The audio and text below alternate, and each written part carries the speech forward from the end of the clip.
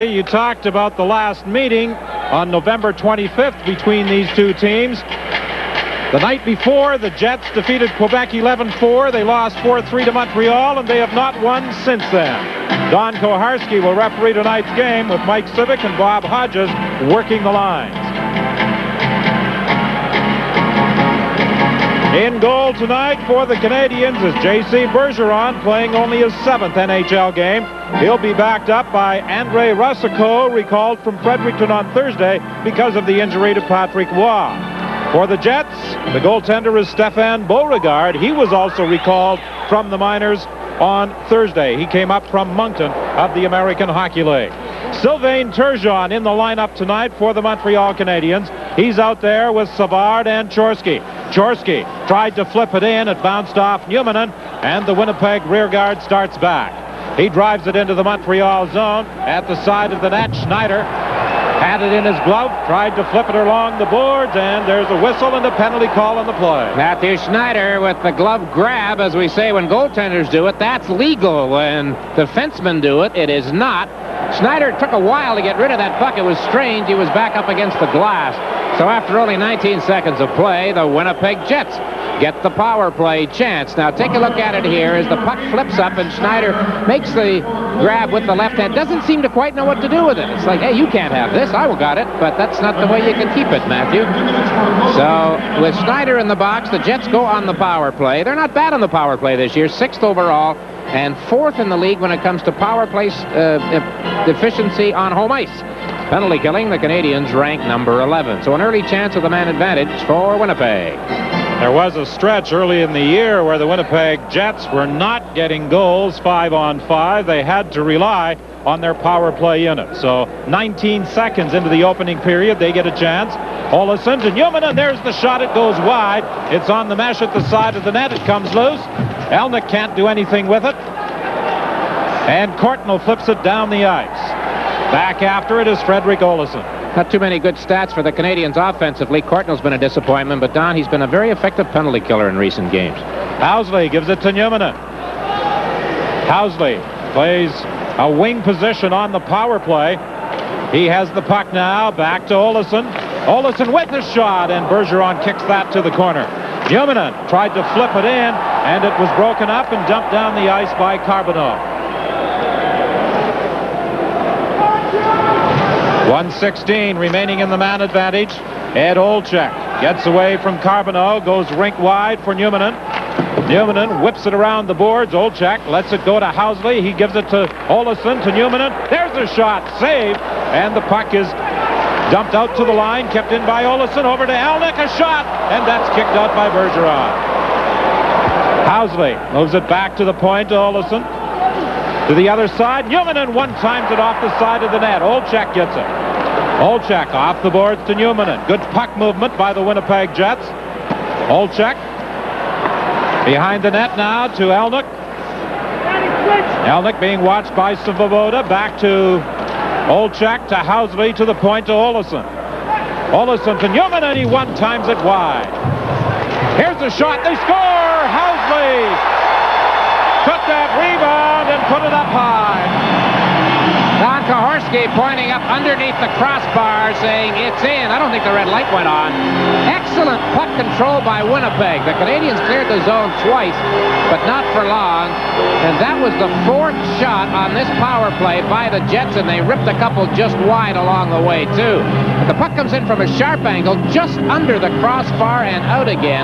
And all of that was just good puck control and a lot of good movement on the part of the Winnipeg power play. Can we see the mesh yet drop down over the line?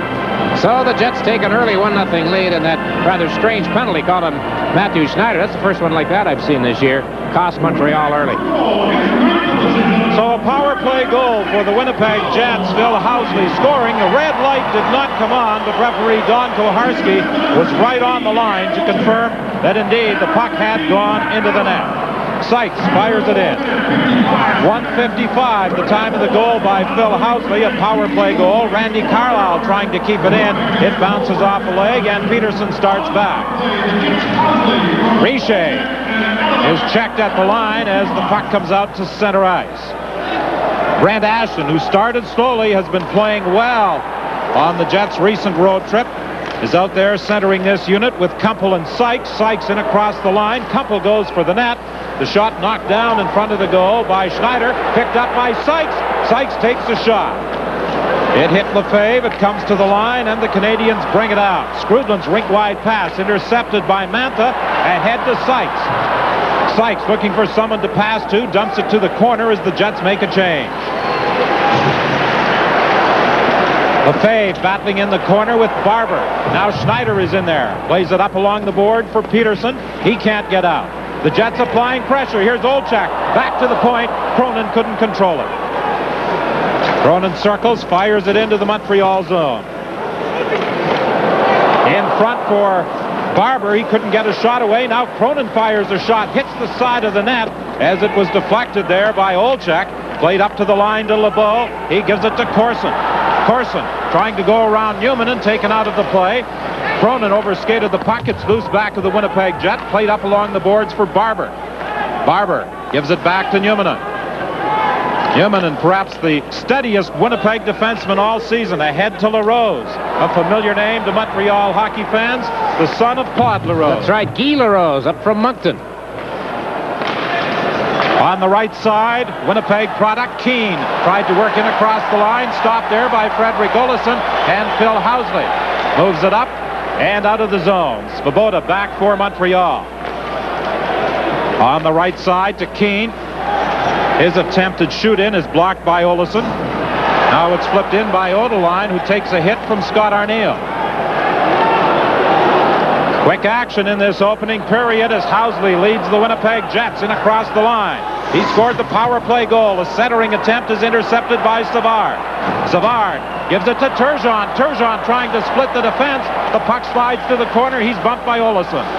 Savard gets it back to the point. Dufresne lets the shot go. That's steered to the corner by Beauregard. Chorsky back to the net for Savard. Savard tried to feed it to the point, and it deflected down the ice. A good pace to the hockey game. All Winnipeg for the first 4 minutes. That last sequence, the only time Montreal had anything going in the Winnipeg zone. 15-16 remaining in the opening period. 1-0 Winnipeg. Turgeon's shot is blocked by Carlisle. In back of the net. Puck is left there. Savard comes up with it out front. And Chorsky couldn't get a stick on it. Alnick to Evans. Evans flipped it to Alnick. He can't go anywhere with it. Desjardins for Montreal is checked by Evans.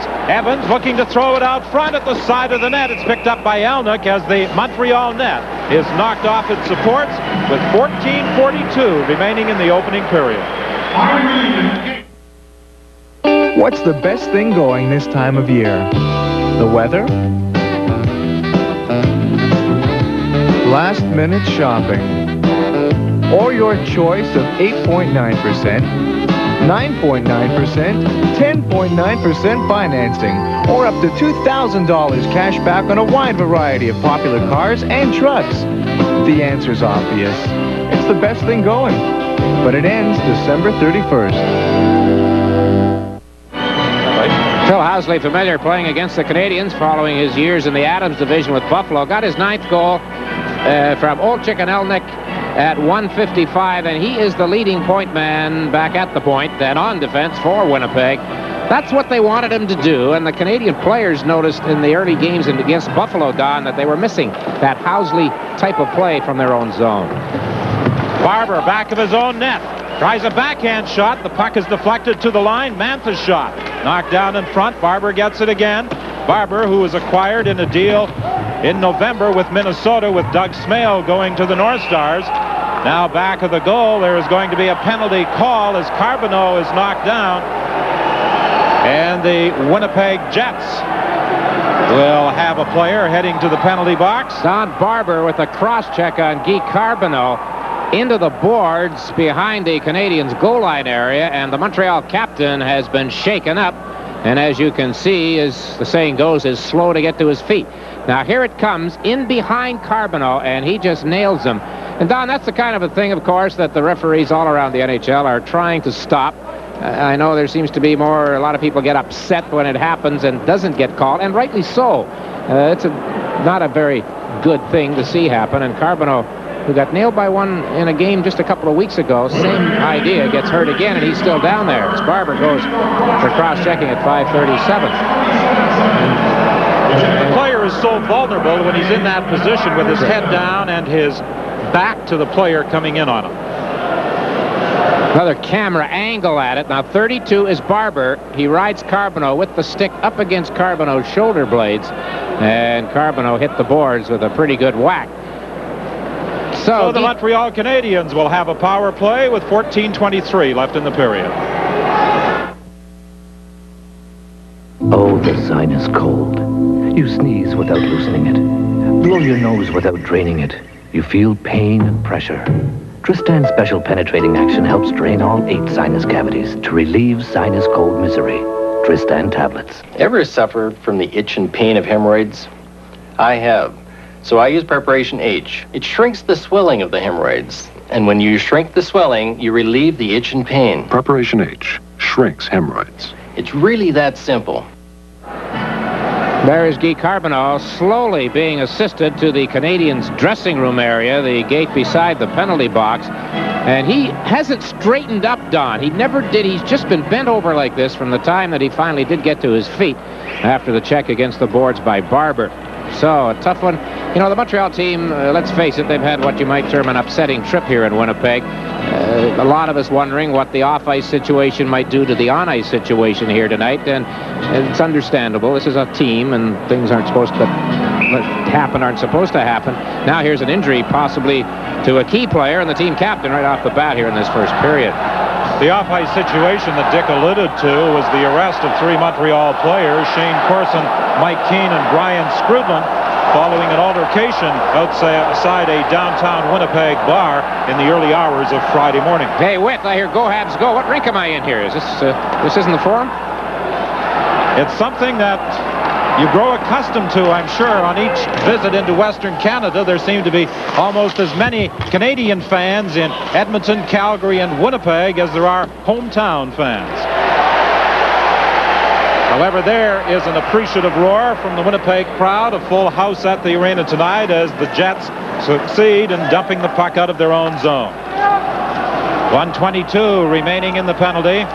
LeBeau looks in front for Chorsky. The pass was intercepted but not cleared.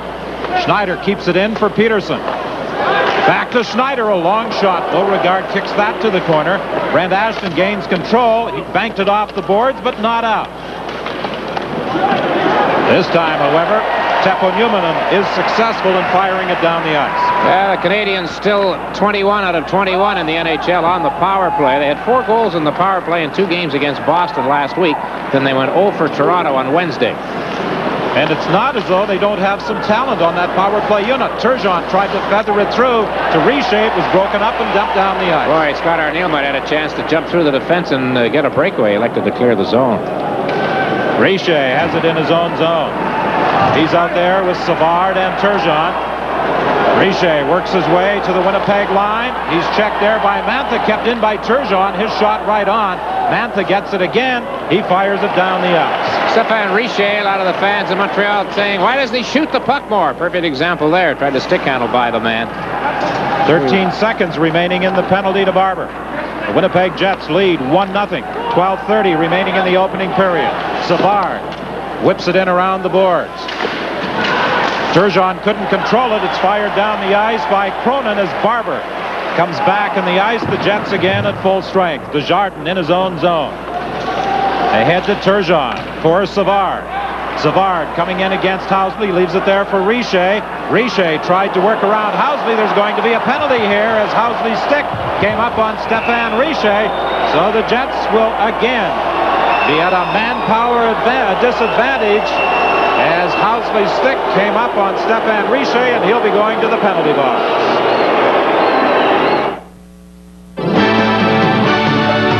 Welcome to the 90s. You know it's your turn now. You know the look, you know the hook, you know the raving now. Woo-hoo. That's the test, you say the best. You change your style, baby, not the rest. Got it right, good right, silver bullet. Got it right, good right, go the right now. Phil Housley, who has scored the only goal of this hockey game on a power play, now puts the Canadians in a power play situation with the high stick on Richer. Now, here's the play, and there goes the stick that did clip Richer. I think that looked accidental. Again, you get Richer trying to stick handle by the man at the defense, and watch the stick go up. The contact is made, and the penalty is called. Well, the feeling is that the player should always be in control of his stick, even though it was accidental. Oh, a good hit as Sykes races after the puck. Saved by Bergeron. Ashton was decked just inside the blue line by Matthew Schneider. Ashton, in dumping that puck out, paid the price, but he sent Phil Sykes in, and Bergeron made the save. Ashton gets it again, clears the zone. Sykes is out there, penalty killing with Ashton. Back on the blue line, it is Carlisle and Mantha. Desjardins has control for Montreal. He fires it in. Danton Cole now moving out there along with Arneal, and two of them combined to flip it down the ice. You know, these power plays, the failures by the Canadians the other night in Toronto, they had a 4-minute power play when they had a 1-0 lead and didn't score. Here they are again. This can work against the team. They get down early if they don't cash in when they get the chances. Lefebvre gives it over to Schneider. Shoot, score! Now they cashed in.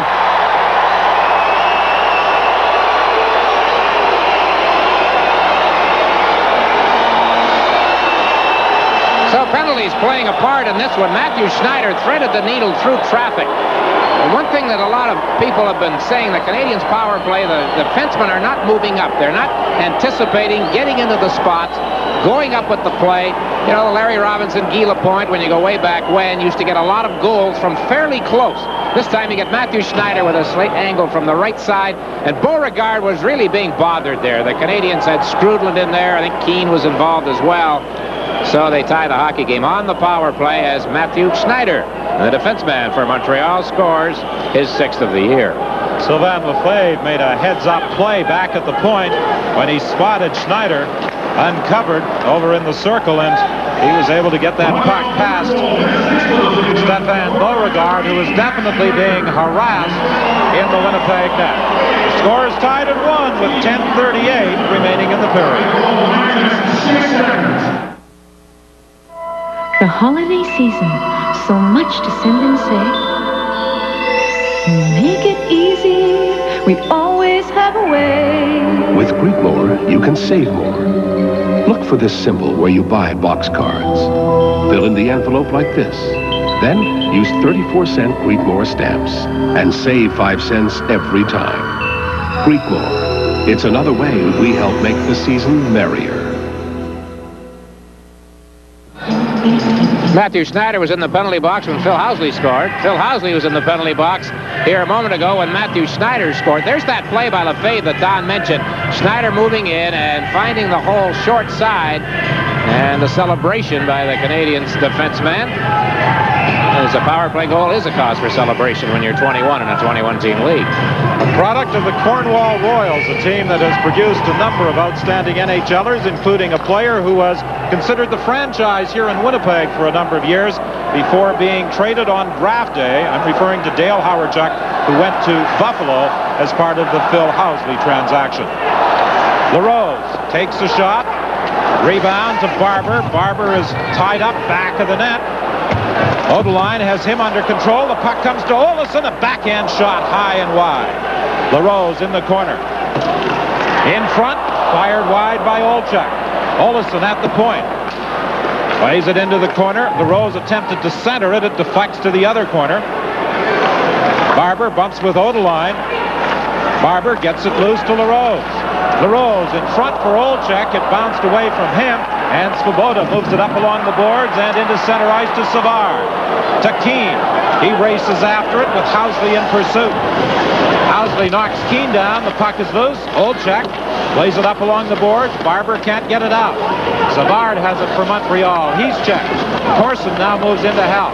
Corson at the side of the net for Keane. To Savard. Savard trying the wraparound is checked, and Housley picks it up for Winnipeg. 9:35 remaining in the opening period. The score tied at 1. Phil Housley on the power play for Winnipeg. Matt Schneider on the power play for Montreal.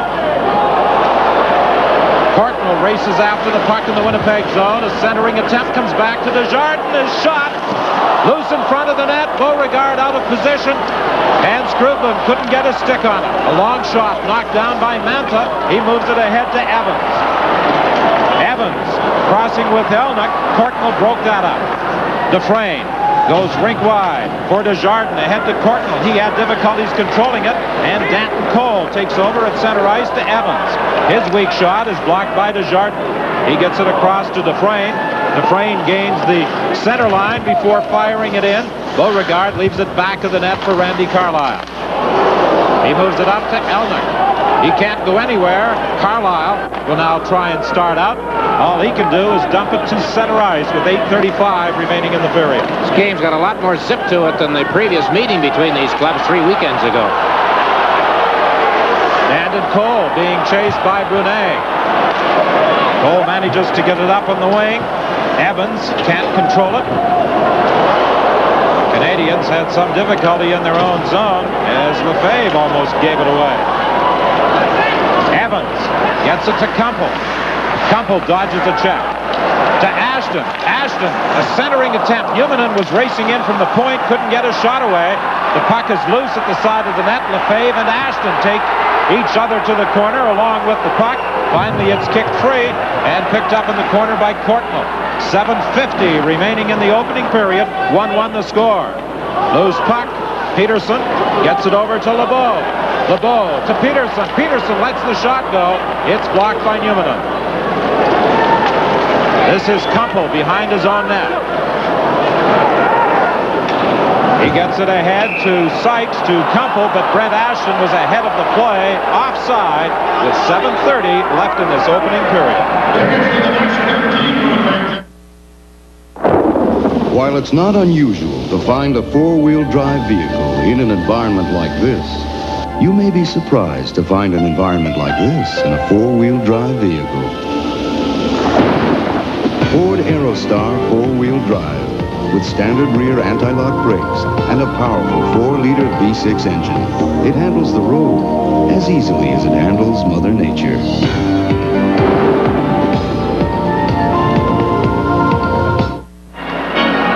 22-year-old Jean-Claude Bergeron is going to bear the brunt of the Canadiens' goaltending load, I'm sure, the next couple of weeks.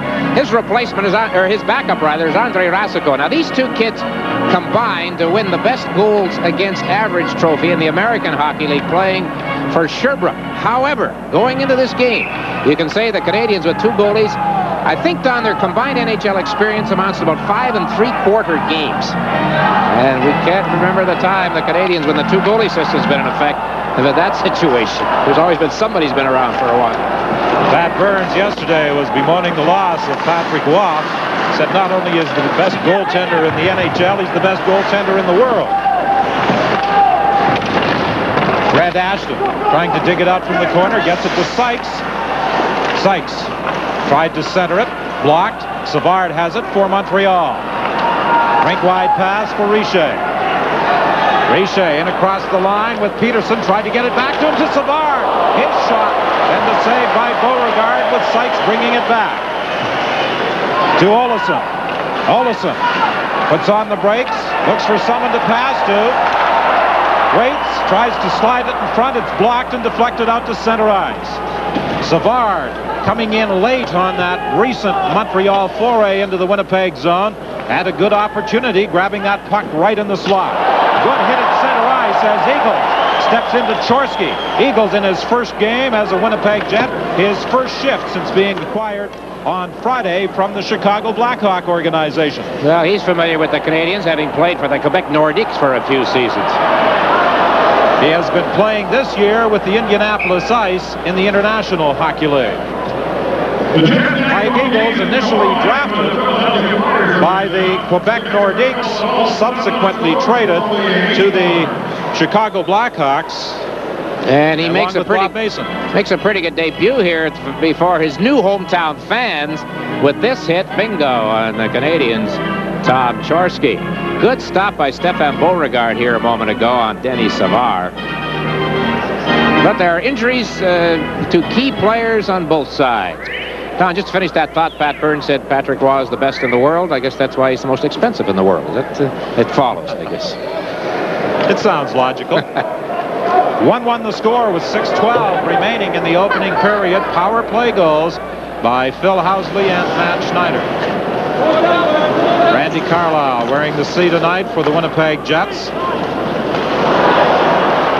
Barber was stopped by Chorsky. It's fired in. Mo Mantha plays it around the boards. Racing in after it is Chorsky. Carlyle managed to get it ahead to LaRose. He moved it to Barber. Barber has an opening, goes in, fires wide. And the net is taken off its supports as defenseman Mo Mantha was driving for the goal on that shot by Don Barber with 5:42 left in the period.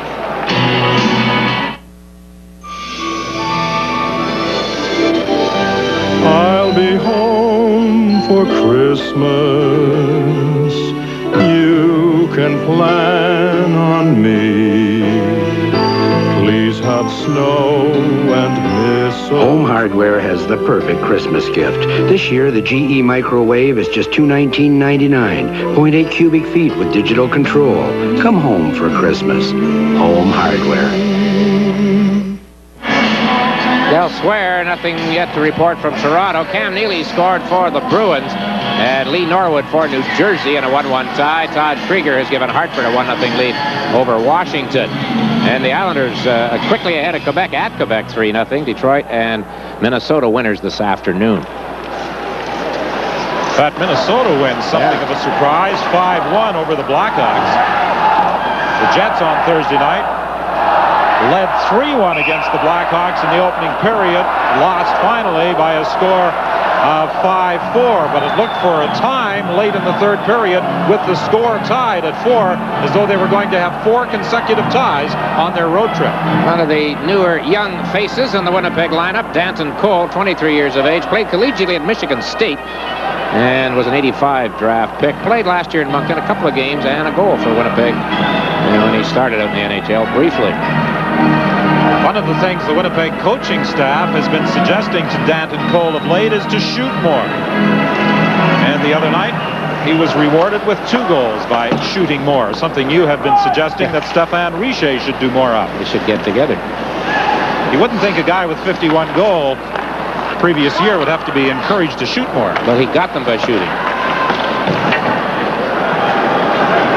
Teppo Numminen gives it to Evans. Evans behind his back to Cole. Cole leaves it for Elnick. Elnick dodges a check as the puck goes into the corner. LeBeau ahead to Corson. To Keane. Keane dumps it into the corner, racing after it against Numminen. The 2 of them bump. Corson comes in along with Elnick. Trying to move that puck along the boards with 4:46 left in this opening period in a 1-1 tie. Well, they continue kicking at it, and finally it does come loose, and now Cronin moves it ahead to Evans. Evans off the boards for Elnick to Cole. He circles back into his own zone as the Jets make a change. Housley up on the wing to Frederick Olesen. This is a new combination back in the blue line for the Jets. Housley and Olesen, 2 extremely gifted puck-carrying defensemen. Pete Carbonneau back on. Olesen stopped at the line by Carbonneau. Loose puck in the neutral zone. Sykes, he's checked, tried to slide it through for Ashton. Now Ashton does have it in the corner. A centering attempt is grabbed and held by J.C. Bergeron. Winnipeg Jets haven't won a game for 3 weeks. It's their 11-4 win in Quebec. They've had a few ties, and naturally Coach Bob Murdoch has some thoughts on that. Well, actually, we are going through a dry spell right now, but things are looking better. I can't hear you. We went for a long period of time struggling, trying to find an identity. Right now, I think we've found our identity. We've been on the road. We just came back from a road trip where we tied 3 out of the 4 games against good clubs. We lost the other game at the late stages of the game.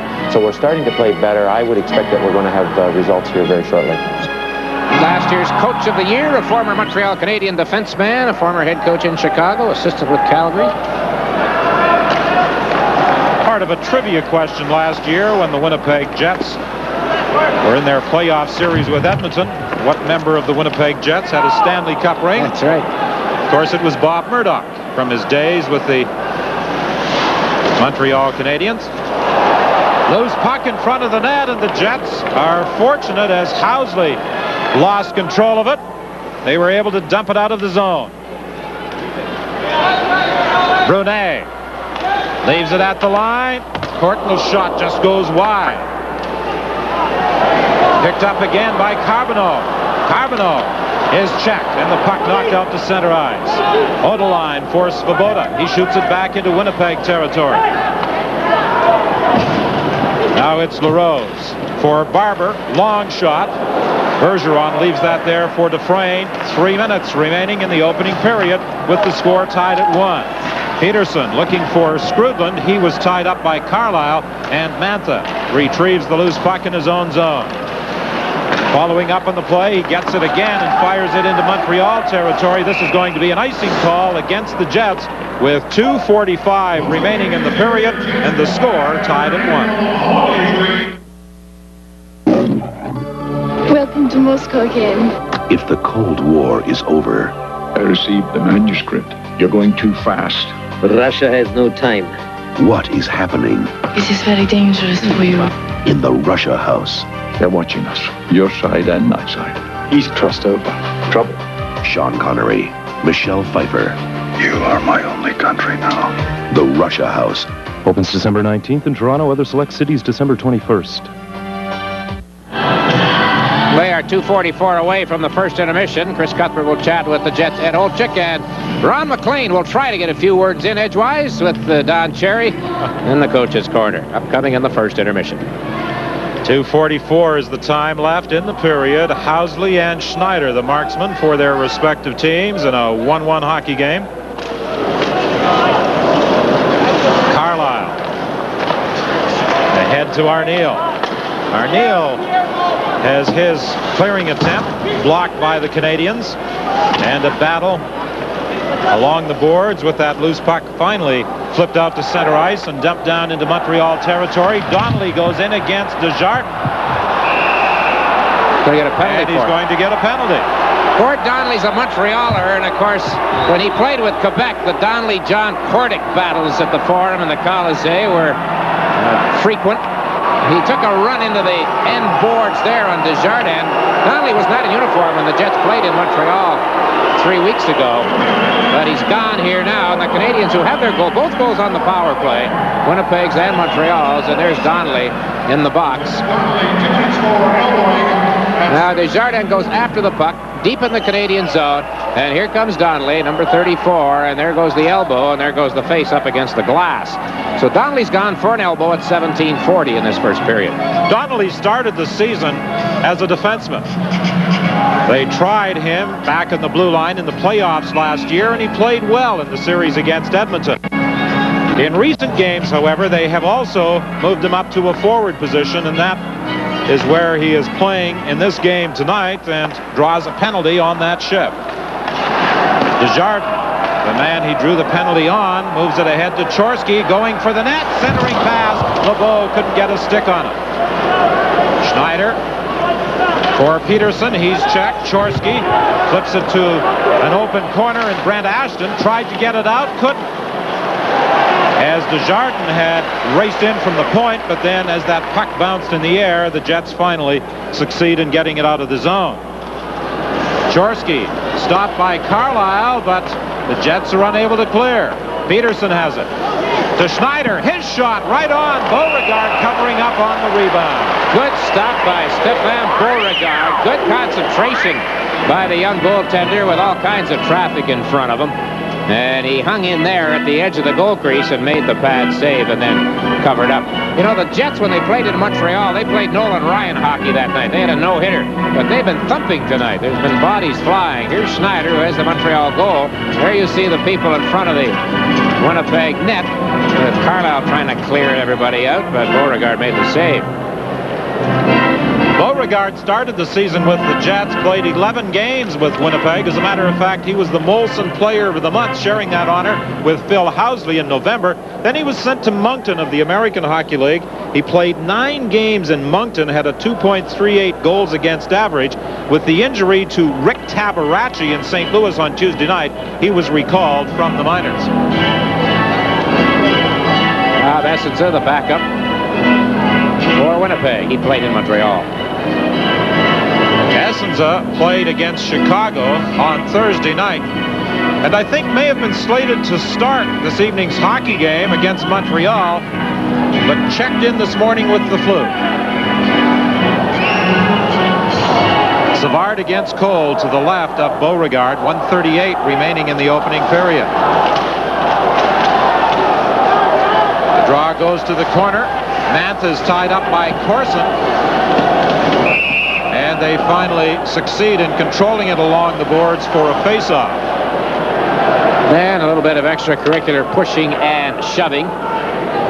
Shane Corson. Something tells me Don Cherry may be talking about him during the upcoming intermission. Don, I'd like to mention there's 2 22-year-old goaltenders here tonight, slightly younger than a couple of goaltenders that I've had the pleasure to chat with since I've been in Winnipeg. Sugar Jim Henry and Charlie Rayner. Boy, there's the 2 of the great goaltenders from the 40s and 50s, and they're still very interested in hockey and have some marvelous stories if you want to ask them for it. So it was a great pleasure for me to be able to chat with those gentlemen. You also visited with Bill Jusda today. Can I ask you if you're doing some research for a new book? Well, just might be one of the reasons. Svoboda goes back behind his own goal. 1:16, the time remaining in this opening period. Ahead to Schneider. He fires it in. 50 seconds left in the penalty. Evans bumped along the boards by Keane. Evans continues that battle. Corson is in there as well. Evans falls on top of the puck. He took a nasty 16-stitch cut over his eye in the game in St. Louis. He was fortunate that it was not more serious as the skate came up and caught him over his left eye. Yeah, you got Corson on the ice now at 40 stitches in his chin, a similar accident earlier this year. Well, there's Denny Savard, his career points total, of course, so impressive. But Pat Burns told me today that one of the problems he finds himself facing now is that as he turns to the veterans haven't really been producing, and he mentioned Savard, Richer, Corson with only 5 goals. Corson, he's bothered by that, as he should be. An interesting story about how he discovered that he was traded from Chicago to Montreal. He was on the golf course, got a message to call Mike Keenan after 9 holes, made the telephone call, was informed that that evening the trade for Chelios would be announced. That was on June the 29th. He was playing in a tournament, went out and played the 10th hole and told me he made a 12. Yeah, played the Butler National, the toughest courses in the United States. He was playing, his partner's a good friend of his. The partner took a 9, he took a 12. They're both good golfers. 41 seconds remaining in the penalty to Gord Donnelly. Ashton against Savard. They tie each other up as we move into the final minute of the period. Svoboda keeps it in at the point. Savard off the boards to Svoboda. There's the shot. Wide, the rebound. Hit the goal post. Canadians are claiming that it went in, are they? I don't think so. The puck didn't go in the net. The puck hit the post. But Sykes came in and really drilled Corson. Savard is upset with Sykes, and we got a little bit of pushing and shoving. All right, 47 seconds left in the period. Let's go to Chris Cuthbert now with an update. Dick, in Toronto, the Leafs carried most of the play in the first period, but it's the Blues who score first. As Jeff Portnoy streaks down the left wing, he had been in a scoring slump. This is his second goal this week, and it puts the Blues up 1-0 with about a minute and a half to go in the first period at Maple Leaf Gardens. And we have 47 seconds remaining in the first period here at the Winnipeg Arena. This was the action moments ago around that Winnipeg net. The shot from the point by Svoboda, and it hits the post. And then the hit here by Sykes didn't finish it up, but that's what made Savard upset. Newman in the corner, plays it up high, and it goes over the glass and out of play. The glass at the Winnipeg Arena is a little lower than in most buildings in the National Hockey League. Not much to choose in these two teams. 4-3 Montreal in the previous meeting this year. Last season, in their last two games, they played a 6-6 shootout here in Winnipeg, and the Jets won it 3-2.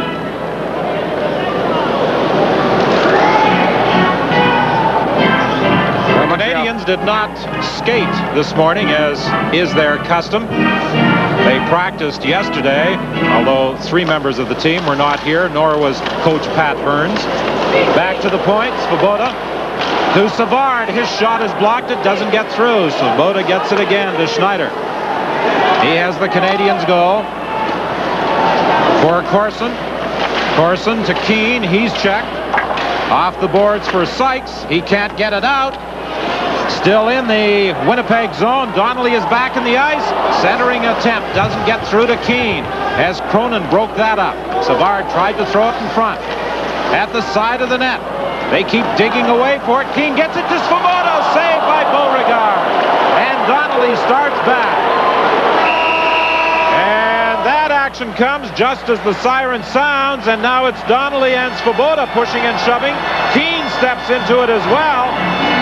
And this all took place after the horn sounded to end the opening period, after Svoboda missed a great opportunity to put the Canadians ahead. They went down ice, and as the horn sounded and they started to coast, Donnelly turned around to Svoboda, and one thing that led to another. That's Sykes grabbing hold of Mike Keane, who tried to jump in against Donnelly when he went after Svoboda. Well, it's all broken up now, but there could be penalties. Koharski's coasting over toward the penalty timekeeper's bench. So Don Koharski is going to assess penalties to conclude this opening period. There were 2 power play goals. Housley for Winnipeg at 1:55. Schneider. The end result, Gord Donnelly drew a 2-minute high sticking infraction. And he also picked up a double minor for roughing. Peter Svoboda got a 2-minute roughing minor, so the end result is the Winnipeg Jets will start the second period playing a man short for 4 minutes with Gord Donnelly in the penalty box. The Winnipeg Jets, the least penalized team in the NHL. Gord Donnelly is the most penalized player on the Winnipeg Jets, despite the fact that he has seen limited ice time. Well, that's his, second and third minor penalties tonight, right at the end of the period. He has 82 minutes in penalties to lead the Jets. Last year, he had 222 minutes in penalties. So the Canadians' power play, much maligned, and for the most part deservingly so, gets quite a chance here now to start this second period with a 4-minute power play, or 4-minute penalty to Donnelly ahead of them. Interesting. Donnelly in his 8th year with the Jets, only 2 assists to show for his efforts this year. And his last points came in the Winnipeg Jets' last win, that 11-4 victory on the 24th of November over the Quebec Nordique. So the Canadians with a 4-minute power play to start the second period. Sykes at the line, plays it back to Newman. It's deflected to the Montreal line. Sykes forcing Schneider back into his own zone. He and Desjardins are on the point. Corson, Skrudland, and Richer up front. Corson in across the line, looking in front of the net, still has it. Corson to the point to Schneider. Back to Corson. Corson gives it to Richer. Over to Schneider. Too far for Desjardins. It slides in back of the Winnipeg goal. Desjardins is checked, manages to get the puck to Corson. Corson controls it along the boards to the point to Desjardins. There's a long shot up high on Beauregard. He couldn't control the rebound, but it's taken to safety and dumped down the ice. Good job by Newman on Corson with that open side. He tied up the Canadians player totally. Peterson leaves it in the corner. A Jet player will get there first. Ashton, however, can't get it out against Lefebvre. Now it's picked up again by Ashton, and this time he clears. Very weak play by Sylvain Lefebvre at the Winnipeg line. After he stopped the clearing shot, he just handed right back to the Jets again. 2:38 remaining in the double minor to Gord Donnelly as the Jets at center ice break it up and shoot it in. LeBeau fires it into the Winnipeg zone. Beauregard spots an opening, gets it to the line, not out. Lefebvre back at the point. Cross ice pass now.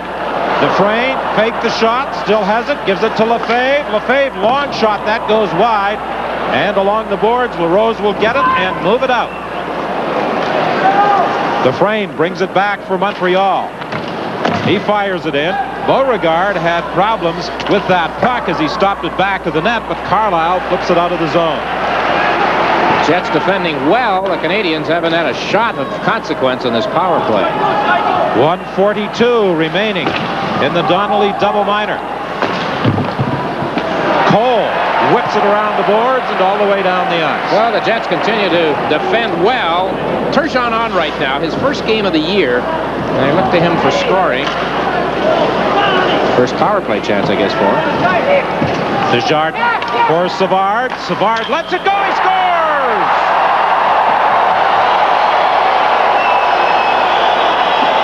Almost a harmless-looking type of play, Dick, and Savard put it up high on Stefan Beauregard. Wondering if that puck hit somebody, Don. It seemed to be flipping when it got to the net. Hard to tell. It's that old story, shoot the puck. See, I told you. This time it's Denny Savard, however, and he just lets it go, and it might have deflected off that defenseman backing in. I didn't quite get the number, and Savard is happy as the Canadians take the lead with their second power play goal. But in Beauregard's defense, that puck, I'm sure, changed direction off his defenseman, and it was flipping end over end as it got up over his shoulder and arm and up into the top corner. So Denny Savard gives the Canadians a 2-1 lead. Penalties costly tonight for both teams. Well, as we saw in that replay, that puck indeed did deflect off the Winnipeg defender and past Beauregard. A 2-1 Montreal lead. A power play goal by Dennis Savard. Odeline fires it into the Winnipeg zone. Housley has it back of the net. For Olesen, off the boards. Intended for Eagles, too far for him, and it's fired back into the Winnipeg zone, and this is an icing call against the Montreal Canadiens. 17:01 is the time remaining, and we'll be back in just a moment.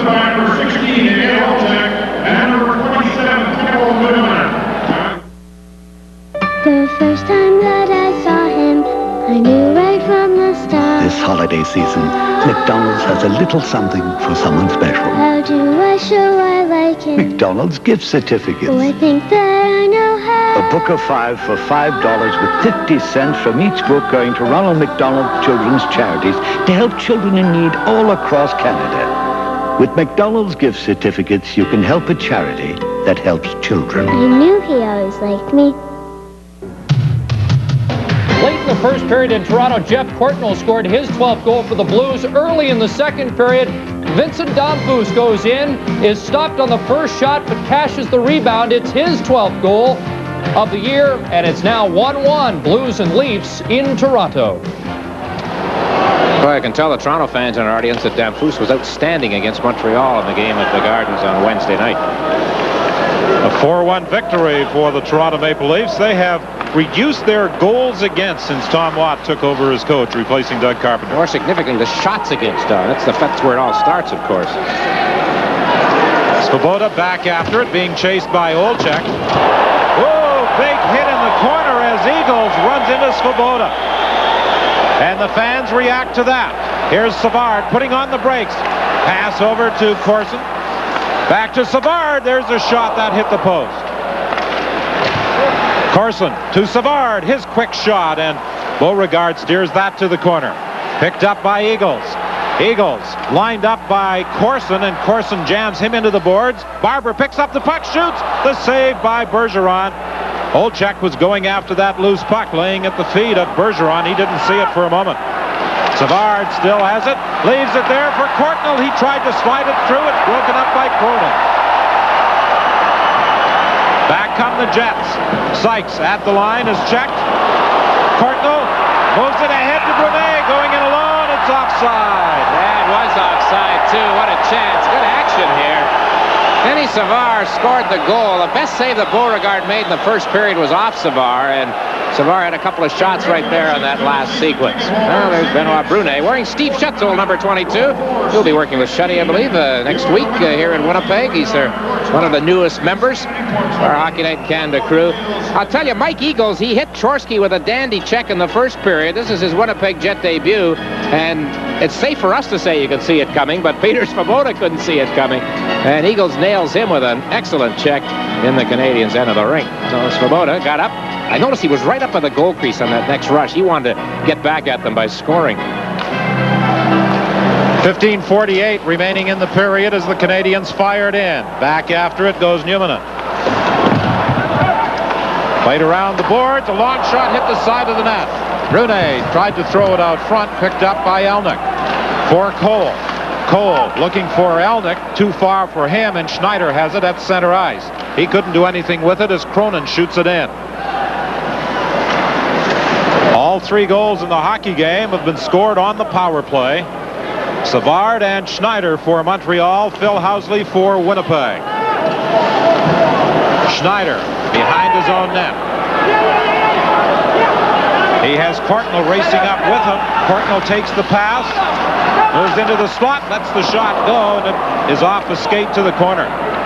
Evans has it. Rink-wide pass for Elnick. Elnick in across the line with Carlisle. Carlisle lets the shot go. Big rebound. Picked up by Evans. Evans back to the point. Mantha with a shot. That's fired wide. Couple in the corner. Checked by Carbonneau. The puck fired around the boards to the line. Mantha keeps it in. Back of the net. Carbonneau picks it up and whips it around the boards and down the ice into Winnipeg territory to produce an icing call against the Canadiens with 14:27 remaining in the second period, and Montreal leading by a goal.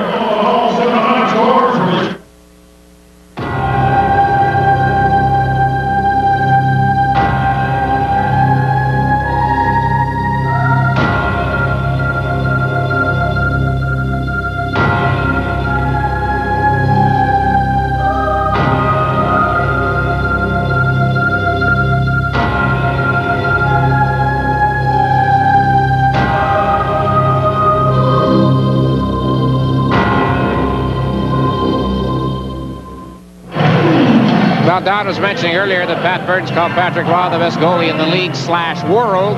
Here you see his very impressive NHL stats. You can add a Conn Smythe trophy to that trophy list as well.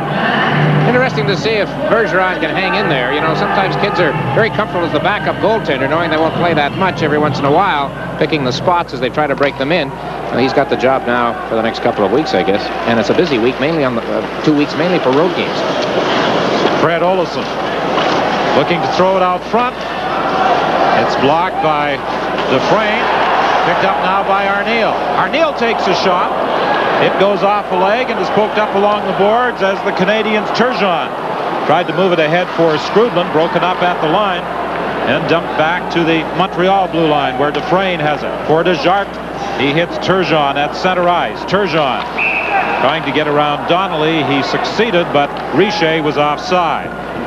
Well, there's Sylvain Turgeon. The Canadiens acquired him just before training camp began from New Jersey for Claude Lemieux. But they knew that he was injured and had just had surgery with that stomach muscle injury that seems to plague so many players these days. He was once a 45-goal scorer in Hartford. Last year got 30 for the New Jersey Devils. And the feeling is he will score goals for the Canadiens once he gets his playing legs in shape. He played again in the Soviet game on Monday of this past week, did not play against the Leafs on Wednesday. So this is his first official Montreal Canadiens game. And with Turgeon in the lineup tonight, he has taken the roster spot of Andrew Castles. He is not dressed this evening.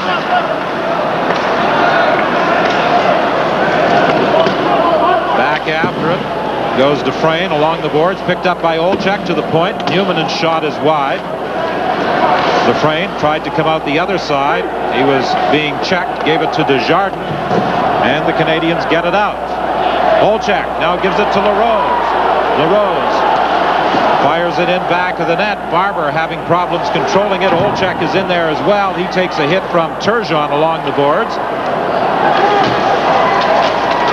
Dufresne and Olchek battle for it. Dufresne trying to move it out. Goes the other way. LaRose races over there for Winnipeg to keep it in. Olchek leaves it back of the net. The Jets applying some forechecking pressure here on Montreal with the Canadians in front by a goal. Finally, it's flipped out. Cronin tried to stop it at the blue line, but it got by him, and Beauregard comes way out of the net to play it around the board. Cronin's pass up into the center ice area, picked up by Sykes.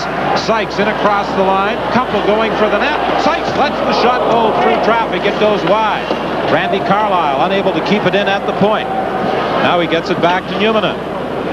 Numminen flips it up along the boards. Svoboda has it for Montreal. Svoboda gains speed as he hits the line to Corson. It's offside with 12:29 remaining in the second period. 2-1 Montreal leads. Oh, yeah. I know Timex. Could take such a licking and keep on ticking. Sure. I've owned a Timex. I got one on my 9th birthday from my father. Sure, I can describe a Timex. It's got hands and a face.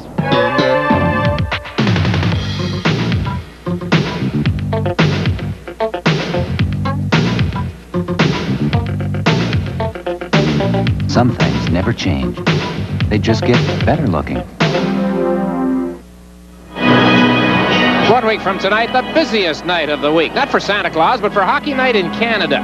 4 games. In the East, it will be the Rangers and the Canadians meeting at the Montreal Forum. Here in Manitoba, the game between the Jets and the Detroit Red Wings. Alberta and Saskatchewan will see the Oilers and the Flames, the Battle of Alberta. And on the West Coast, the LA Kings will play the Canucks in Vancouver next Saturday. All of that on Hockey Night in Canada. Busiest guys are going to be the update guys. It is going to be a busy Saturday evening. The Jets and the Red Wings in a home-and-home series. Thursday night, they play in Detroit. Back here on Saturday night. Kumpel knocks down a pass at his own line. It's flipped into the Montreal zone. Svoboda and Sykes bump. Svoboda goes down. The puck comes loose to Odeline. Odeline, a native of Quill Lake, Saskatchewan. His brother Selmer, for a time in the Edmonton Oiler organization. And his parents here tonight after a 7-hour drive. Fired into Montreal territory. Odeline flips it around on the boards. Ahead to Savard. He shoots it in. Going after it is Keane. Keane bumps along the boards with Danton Cole. Picked up in the corner now by Evans. He flips it to the other side to Mo Mantha. Ahead to Pat Elnick. To Cole. Cole shoots it to the corner. Evans races after it, fakes the shot, gains control. Now winds up, lets it go, and it's off a skate wide. Peterson flips it around the boards. Evans will get there first for Winnipeg. With that puck in the corner, picked up by LeBeau. He can't get out against Evans. To Cole. Cole couldn't get a shot away as he was checked. Comes to the line, kept in there by the Jets. Now it's knocked out, and here's a 2-on-1. Chorsky takes the shot with Peterson going for the net. Beauregard makes the save.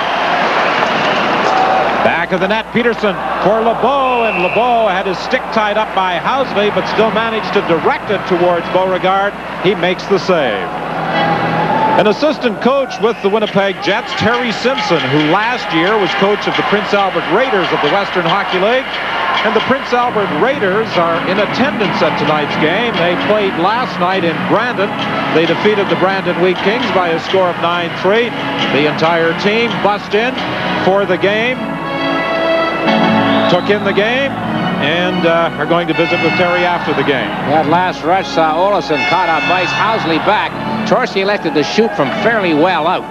And Beauregard made the save. Not many shots in this period, however. A fairly wide open first period, a total of 16, but there's only like 2 for one and 3 for the other so far in this period.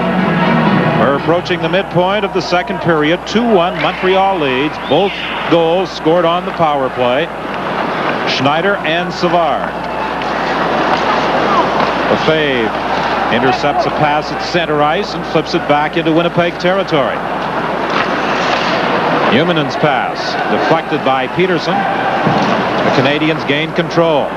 LeBeau starts back for Montreal. He flips it to the corner. Back after it is Newman. He bangs it on the boards. Cronin comes through to step into Chorsky and knock him flying as the Jets bring it back. A delayed penalty call coming up against Montreal as Arneal gains control. Arneal centering it. They jam away at it. And finally, the Canadians manage to flip it towards the boards, and the Winnipeg Jets will have a power play with 10:08 remaining in the period, and Winnipeg trailing by 1. Fix the vertical, would you? You got the remote. I don't know. Are we eating soon? Oh, I love this game. I love this game. Had a heck of a future to get this far. Doesn't matter. And now that he's here, he's playing. How do you play? Let's play back. Here, see?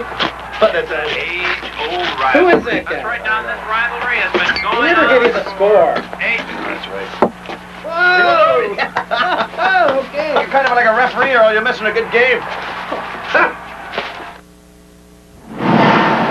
When that last Montreal rush was broken up in the Winnipeg zone, I saw Tom Chorsky take a poke at Gord Donnelly. I didn't see Stefan LeBeau slash a Jet player. Unfortunately for LeBeau, referee Don Koharski did.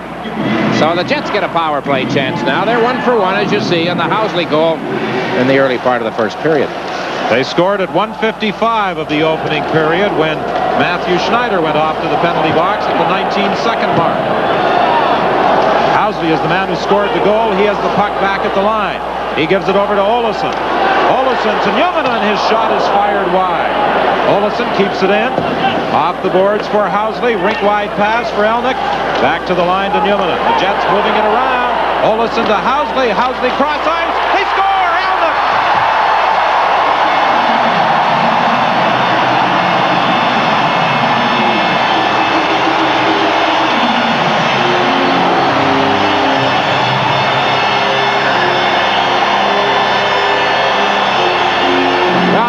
Winnipeg fans in this building. This is very much a similar case to the first Winnipeg goal. The goal came as a result of excellent puck control and movement, especially on the part of the Winnipeg power play. They just kept the Canadians defenders running around, as the saying goes. They were on the outside, but they kept the puck moving. Nobody was stopping, looking, waiting to make a play. They just kept throwing it around. Elnick, from a sharp angle, picks the spot, and we've got a 2-2 tie. 4 goals in the hockey game, 4 power play goals. We talked earlier about the Prince Albert Raiders being in attendance. Well, Pat Elnick played his junior hockey in Prince Albert. And he is the leading scorer for the Winnipeg Jets. 10 minutes, 24 seconds. Bob Murdoch watched his team tie 4 consecutive games, starting with a 4-4 stalemate here at the arena with the New Jersey Devils, and then 3 in a row on the road, 2 against Los Angeles and 1 against the St. Louis Blues. Elnick's 14th from Housley and Olesen, a power play goal at 10:24, and this game is tied at 2. Sykes has it for Winnipeg in the corner. Back to the net for Ashton. Ashton to the point for Mantha. Mantha's shot right on the rebound. Ashton centered it, and Sykes was tied up. Turgeon trying to get away from Mantha. The puck is loose. Picked up by Skrubin. And there's a whistle on the play as Mantha gets involved in the corner. Turgeon's going to get the penalty. He was fingered by Koharski on the original call. Now Mantha took a poke at Turgeon when the referee's linesman had broken them up, and I'm wondering if he might get a penalty there as well. But Turgeon's in the box, and it doesn't look like it, or does it? Can't tell right now. So there's Turgeon saying, "Let go of me, you whatever." And because of all of that, he's gone to the penalty box. And the Jets, who just tied the game in a power play, get another chance.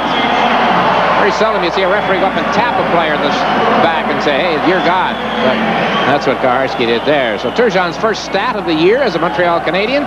A roughing penalty here at 10:58. Now here we go at the top right of your screen. Turgeon can't quite swing wide against him and beat him to the outside. Mantha managed to hang on. Turgeon didn't like it. He's gone for 2.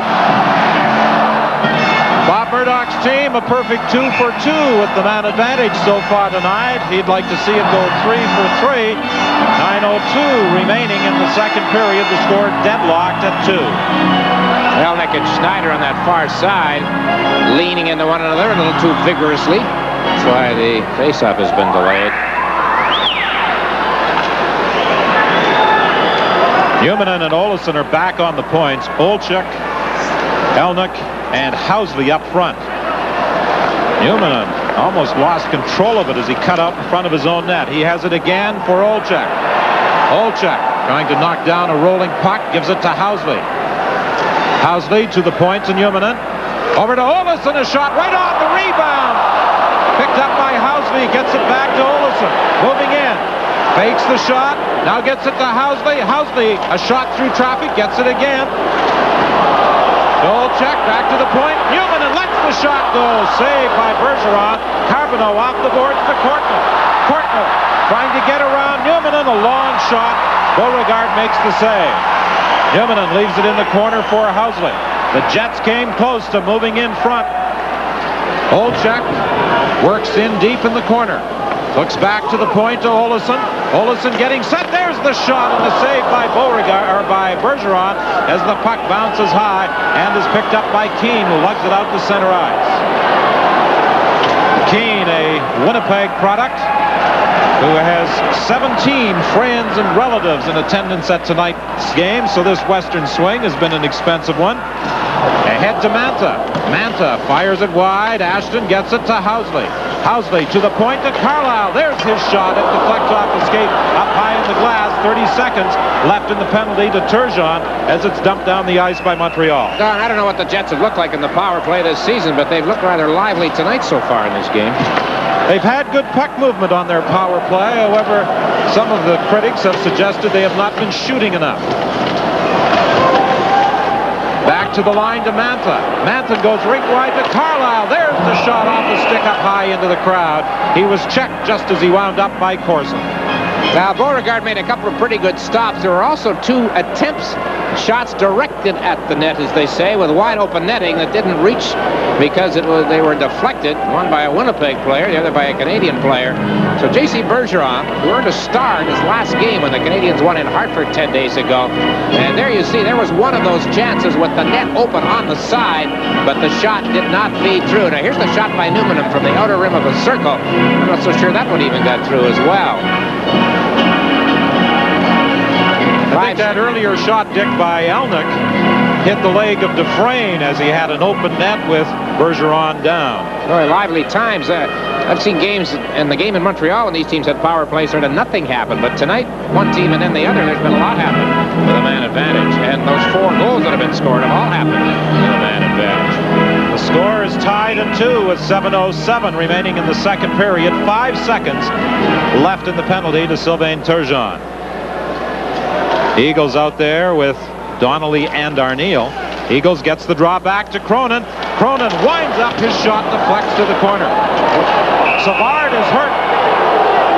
Savard may have caught a stick or perhaps a deflection of that shot. Well, I must confess I didn't see it. The puck was in the corner of the rink. Savard was in the area of the blue line. And suddenly there he was. Now, Pat Burns just a minute ago had his arms extended toward Koharski as if to say, hey, what are you going to do about that one? And I don't know if Koharski's going to do anything about that one. Now, we might be able to catch it here out toward the blue line. And there, you see the puck, the Winnipeg player turning around. The stick went high, and it definitely made contact with Denis Savard. So he seems to be all right as he checks the schnoz. 7 minutes left in the period. It's the small things you can count on every day in your life. A job done well, a friendly smile that make it all worthwhile. Radio Shack, ooh, This week at Radio Shack, save $50 on a 10-memory cordless phone with handy intercom feature. Use it anywhere, in or around the house, for convenient communication with no cord tangles. Radio Shack, touch technology. Wednesday against Montreal, Wendell Clark was a one-man wrecking crew, and here he sets up the go-ahead goal for the Leafs against St. Louis. Mike Krushelnyski is sitting down on the job, but gets the job done. 2-1. Leafs lead the Blues. Maybe the Leafs aren't the cinch in the Eric Lindros sweepstakes that many thought they were earlier in the year. You're right, Tom Watt, ex-coach of the Jets, has improved them. So Denny Savard sits on the bench. Nobody sits in the penalty box. Play goes right on. No penalty called on the play. As that stick swung around on the shot by Cronin and caught Savard in the face. Fortunately, it does not appear as though Savard was seriously hurt. A few sticks now being directed at opposition players, I notice, more so than was the case in the opening period. Stat on Gord Donnelly. It's always the strange one about the Jacques Demers deal when Demers went to coach in St. Louis. It's been 2.5 years in this building playing his home games. Talking about Jacques Demers, his name is being rumored as a coaching candidate in Ottawa. And my ex-color man in Montreal has been rumored as a management candidate in Ottawa, Mr. Bowman. Scotty Bowman, who for a number of years was a commentator on Hockey Night in Canada, currently in Europe, says he really knows nothing about it. Loose puck in front of the net. Keane shoots it up over top of the Winnipeg goal. Wild scramble in front of that Winnipeg net. And the Canadians had a good chance to go ahead with 6:25 remaining in the second period. Sean Cronin, I think, is going to get a penalty here as he upended the Montreal player Corson in front of the net. This thing's starting to get chippy. That last sequence, Don, you mentioned Montreal coming close, but one reason they did not score was the way the Jets were clearing them out in front of the net.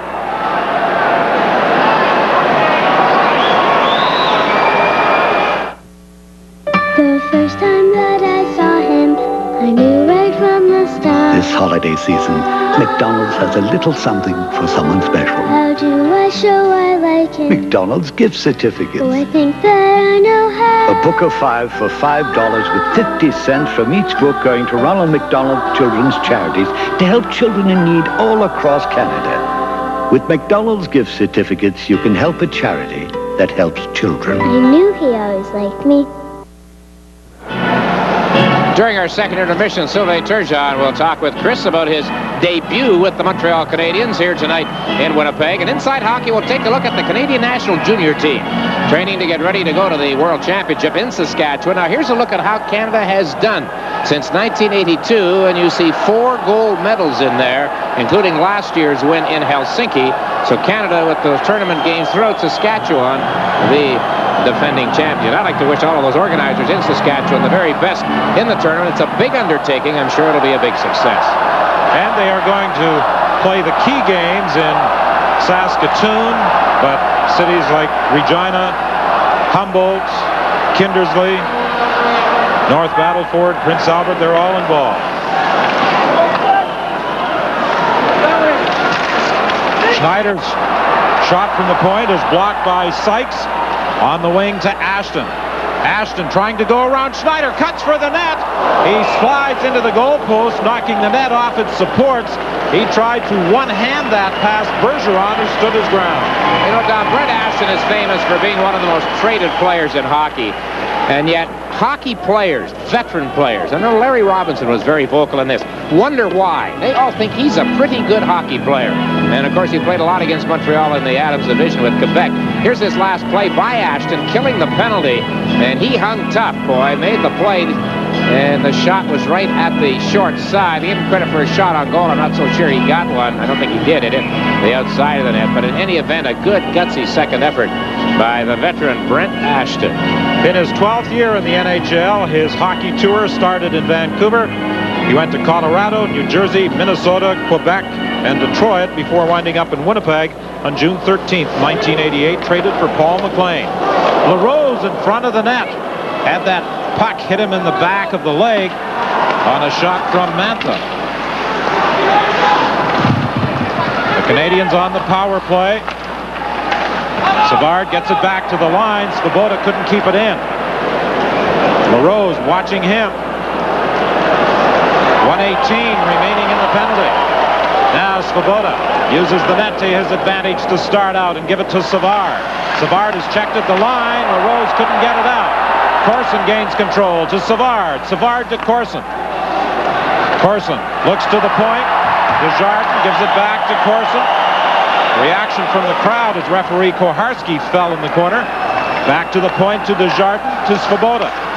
To Desjardins. To Svoboda. To Savard. Savard with a shot. The rebound. Desjardins came racing in. Couldn't get a shot. Svoboda fanned on his shot as Carlisle was coming out on him. Back to Desjardins. Into Corson. The Canadians moving it around well. Desjardins over to Svoboda to Corson. Here's the shot. It doesn't get through. And the Jets gain control and dump it down the ice. Pretty good defending by the Jets. Randy Carlisle working hard through that stretch. 18 seconds remaining in the penalty to Sean Cronin. Svoboda flips it in. Chorsky races after it against Newman.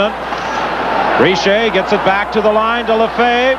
Over to Richer. His shot off his stick up into the crowd. 2 seconds left in the penalty. All right, the defending broke down in front of the net with Stéphane Lebeau standing there all alone in front of Beauregard, but the Canadians did not get the puck to him. Out of town, you've seen Toronto go ahead of St. Louis 2-1. Still 1-1, the Devils and the Bruins, and the Whalers now lead by 1 over the Capitals in Washington. The Islanders socking it to Quebec. The only Quebec goal, Gusarov, for the newest Soviet player, drew an assist. And this afternoon, the Wings beat the Flyers, and the North Stars upset the Blackhawks. Philadelphia in here tomorrow night, and Craig Hartsburg, longtime Minnesota player and assistant coach, now with Philadelphia, is here pre-scouting the game for the Philadelphia club. Yes, the Jets at home tomorrow night against Philadelphia. Then they go on the road. Pittsburgh on Tuesday. Detroit on Thursday before coming home next Saturday against the Red Wings, a game you'll see on Hockey Night in Canada in some parts of the country. And the Montreal Canadiens leave Winnipeg to head to Quebec for a home-and-home affair Tuesday and Wednesday against the Nordiques. And then they have the New York Rangers at home on Hockey Night in Canada next Saturday.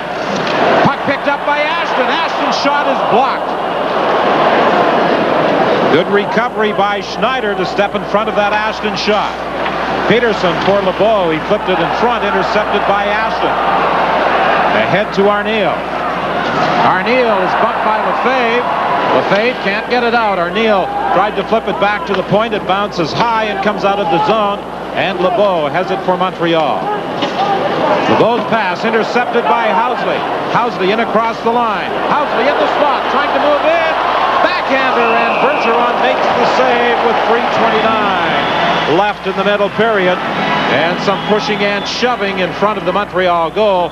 And that's the type of movement that Winnipeg fans have been looking for from Phil Housley since he was acquired from Buffalo.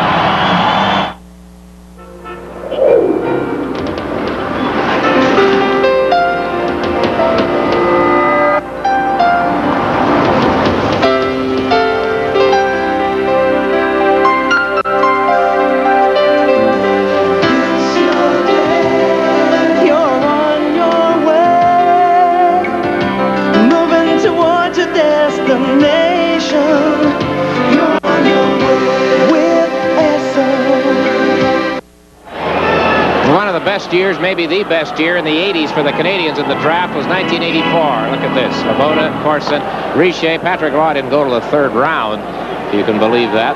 But that's, of course, a familiar story. A lot of top players now where they were drafted, not very high.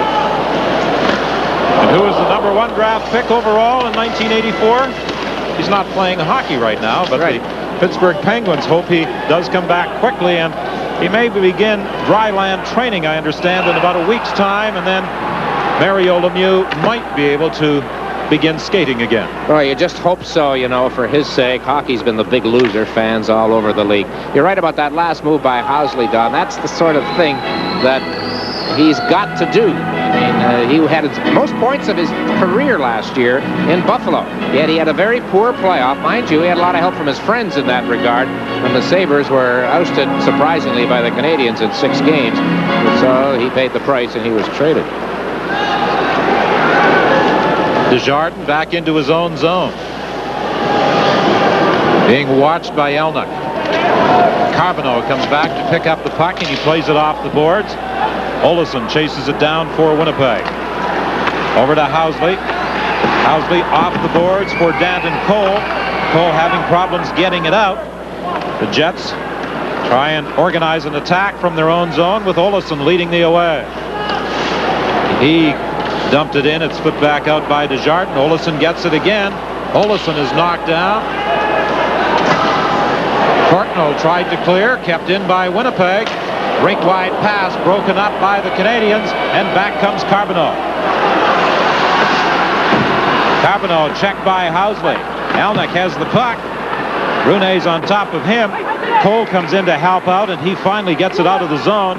They battle for it along the boards and succeed in tying it up for a face-off. Both teams had rushes in that last sequence where nothing came of it when it looked like they were able to set something up. Well, Guy Carbonneau shaken up on that check in the first period when he was very groggy, leaving the ice and going to the dressing room, but he came back before the period was over. But I think he's still maybe feeling the effects, Don. Dick, you know, you talked earlier about the success Montreal had in that '84 draft. That first round wasn't a bad draft year. Mario Lemieux, Kirk Muller, Ed Olczyk, Al Iafrate, Peter Svoboda, Craig Redmond, Sean Burr, Shane Corson, Doug Bodger. Svoboda into his own zone after it. Olczyk picks it up behind the net, and Olczyk just missed, trying to pick the far corner. 1:58 remaining. Long shot. Beauregard grabs it with Richer racing in on him, being tied up by Mantha. 2-2 the score here at the Winnipeg Arena. Well, one of the young goalies around the National Hockey League, Stefan Beauregard. That's a very strange story. I didn't realize he was player of the month, and yet when the month was over, he was gone to the American Hockey League. They brought up Rick Tabaracci from Moncton, and Tabaracci had played well for the Jets. He was in goal for their tie in St. Louis. He injured his leg. He pulled a hamstring, stopping a Brett Hull slap shot. Continued, stopped another Hull shot, and headed for the bench, and he'll be out for a couple of weeks. 1:52 left in the period. Mo Mantha behind his own net for Olczyk. Olczyk tried a rink-wide pass, broken up by the Canadiens. Mantha in his own zone, banked it off the boards, looking for Olczyk. It got away from him. Svoboda chases it down. Olczyk quickly on top of him.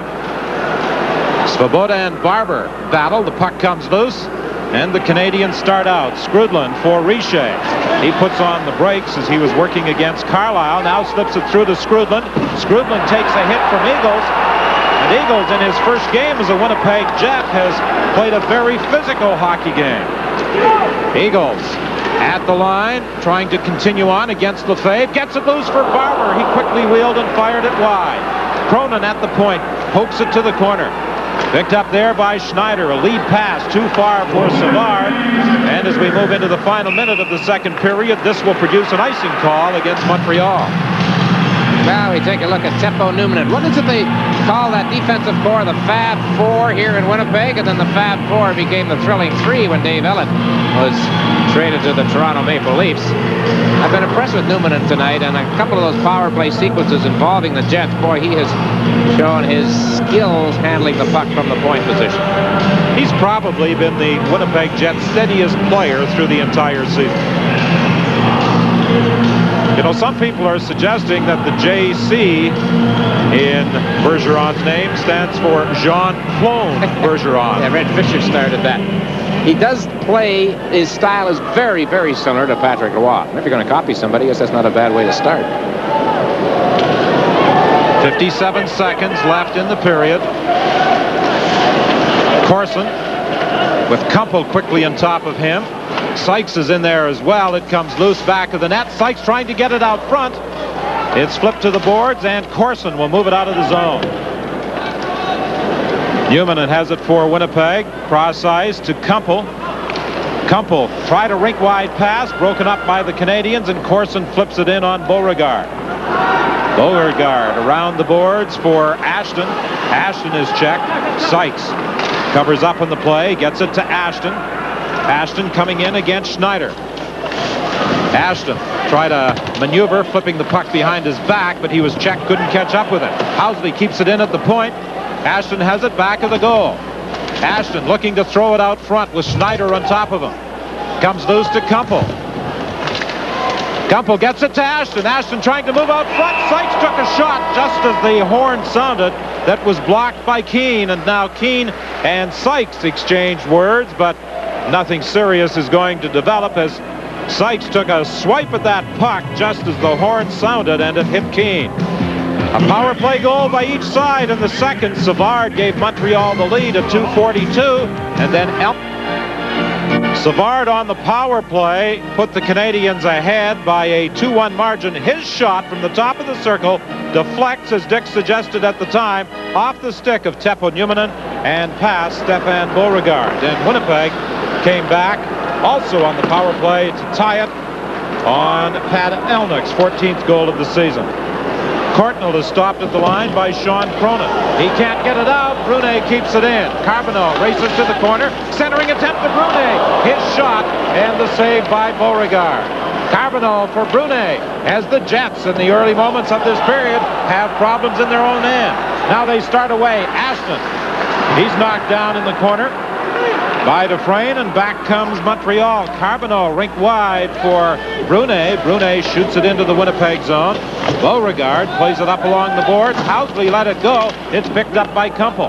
To Sykes, to Ashton. Long shot. That just went wide. It looked as though Bergeron, reaching for that one, missed it.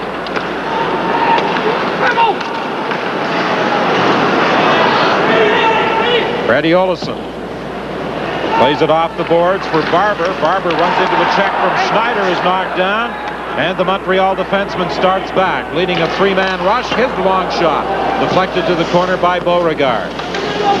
Corson against the boards with Barber, who gets it loose to Olczyk. Ahead to LaRose. LaRose on the wing to Olsen. He shoots it in. Olczyk trying to pick it up in the corner, centers it. Schneider was there to intercept. Ahead to Keane.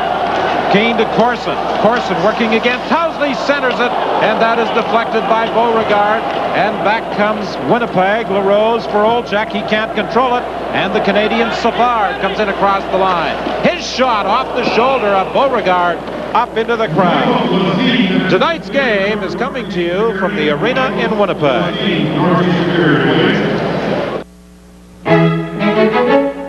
The 1991 Chevrolet Sprint and Pontiac Firefly will go further, using less gas than any other cars in North America. If you hurry and buy your GM vehicle today, you'll enjoy 10.9% financing for 4 full years on all 1990 and 91 GM cars and light trucks. So what are you waiting for?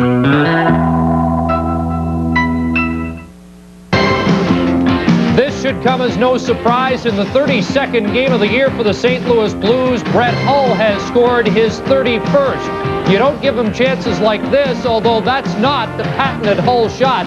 Deflects off Rob Ramich's stick, and the Blues have tied the Leafs in Toronto. And Dick, I wonder how many people thought that Brett Hull would be on pace to better his season of last year. Here's a chance for Montreal. Skrudland jamming away at it, and somehow that puck was kept out and sneaks to the corner. Back to the point. Odeline's long shot knocked down. Richer tried to get a backhander away. He was checked by Eagles. The Canadians in the early moments of this third period applying pressure. Skrudland slipped it out front to Turgeon. He fanned on the shot. Donnelly banks it off the boards to center ice. 17:42 remaining in the third. Richer has it for the Canadians. Long shot, a weak one. And Beauregard gets it away as he attempted to clear it, and Skrudland fired it wide. Jets are making some serious miscues in their own zone. Boy, I'll tell you, that was a giveaway to end all giveaways, that one by the rookie goaltender. He'll learn.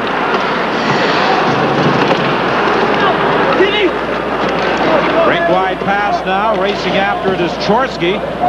He's tied up by Cronin. Newmanen has it in his own zone. He gets it to Pat Elnick. Elnick slides it through to Evans. Evans back to the point. Cronin with a long shot. That's wide. Dufresne in the corner for Montreal. The score tied at 2, 16:47 left in the third period. All 4 goals scored via the power play. 15,506, a full house watching the action tonight at the Winnipeg Arena. And wherever you're looking in on Hockey Night in Canada, we hope you're enjoying the action. Chorsky racing after the loose puck. Bumped heavily by Sean Cronin. Cronin comes up with the puck for Evans. Evans had problems controlling it. The Canadians keep it in. Picked up by Peterson. His shot high off the glass. And finally, it's dumped down the ice by the Jets, and this will produce an icing call as Lefebvre goes back to touch it with 16:06 remaining in the third, and the score tied at 2. They're wild. They're uncontrollable. They're unusual. Our mom says that our dad is a real sex machine. But they're about to meet their new teacher. Shut up! What's the matter? I have a headache. It might be a tumor. It's not a tumor. It's not a tumor at all. Arnold Schwarzenegger, Kindergarten Cop from Ivan Reitman. Starts Friday, December 21st at theaters everywhere. Well, through 40 minutes in Toronto, the Maple Leafs had been clearing the front of their net very effectively, but here they let Dave Lowry stand around and he rules one underneath Peter Ing, and quickly the Blues have taken the lead in Toronto early in the third period. 3-2 St. Louis leads, 2-2 here at the Winnipeg Arena. Skrudland had a great opportunity to put Montreal ahead when Stéphane Beauregard made a rather errant clearing pass. Courtnall attempted to one-time that centering pass from Carbonneau. It was blocked and he was knocked down. Olsen has it now for Winnipeg. Housley was hurt blocking the shot. He's on the limp out there. However, Housley does remain on the ice as Ashton wheels his way into the neutral zone. Pass to Kumpel, who fires it down into Montreal territory. Sykes picks it up off the boards, takes a hit from Schneider. Kumpel comes in to help out. However, the Canadians gain control and they start back, led by Courtnall. Courtnall tried to get around Olsen, whose puck is picked up by Brunet. His centering attempt intercepted by Sykes. For Ashton, he shoots it into the Montreal zone as the Jets make a change. Schneider for Courtnall. He gives it back to Lefebvre. Lefebvre lead pass for Savard. Savard checked by Carlisle. Puck goes to the corner. It's loose back of the Winnipeg net. It's picked up there by Olchek. Olchek in across the line, trying to work between the defensemen, is checked by Svoboda. LaRose manages to keep it in. In the corner, Barber has it for Winnipeg. He's checked. It goes back of the goal. Svoboda slides it ahead to Keane. Keane to Corson. Corson against Mantha. Corson puts on the brakes. For Savard, over to Keane, back to Savard, and he couldn't deflect it. Svoboda with a shot, that's blocked, and it slides all the way to center ice. Back after it is Corson. Corson has his pass intercepted by LaRose to Barber, a backhand shot, and Bergeron makes the save. Boy, you wonder if this go-ahead goal, or if there is one, will be a giveaway. It's one and then the other. Savard behind his back for Corson. Corson still has it. He tried to jam it on a wraparound attempt, and Beauregard makes the save. Arneal for Winnipeg. Flipping it to the corner. Eagles races in after it. Bumps Dufresne. Loose puck taken back of the goal by Skrudland. He wheels his way out into the neutral zone. Skrudland in across the line. He's spun around by Donnelly. Richer picks up the puck. Stéphane Richer out front. Nobody in position to accept that pass, and Donnelly and Arneal start back. Arneal racing to the corner after it. He bumps with Turgeon. It's player Desjardins, I should say. It's played around the boards to the other side. Picked up now by Donnelly. He flips it to the corner. Back after it is Desjardins. 13-15 remaining in the third with the score tied at 2. Turgeon for Montreal trying to get away from Elnick. The loose puck picked up by Olsson. It goes right wide to Housley, and there's a penalty coming here to Turgeon. The Jets get the extra attacker on the ice as Evans takes the pass. Evans tried to slide it through to Danton Cole, and it's broken up, resulting in a whistle, but the Jets will go to the power play with 12:51 left in the third. It's the small things you can count on every day in your life. A job done well, a friendly smile that make it all worthwhile. Radio Shack. This week at Radio Shack, a Tandy computer with monochrome monitor is on sale for only $999. Has an 8286 processor, 640K memory, 3.5-inch disk drive, and built-in productivity software. Radio Shack, touch technology. Sylvain Turgeon sat with Chris Cuthbert in the intermission. He's sitting in the penalty box now. One of these penalties away from the play. He was upset with Pat Elnick right here. And it's a retaliation type thing as he swings around. Look out, Pat. I think it's coming right about now. And he's gone for 2 roughing. The Jets haven't had a shot in this period. Well, they just changed the port. I mean, they've given them 1. Now they're on the power play. Every goal tonight, a power play goal.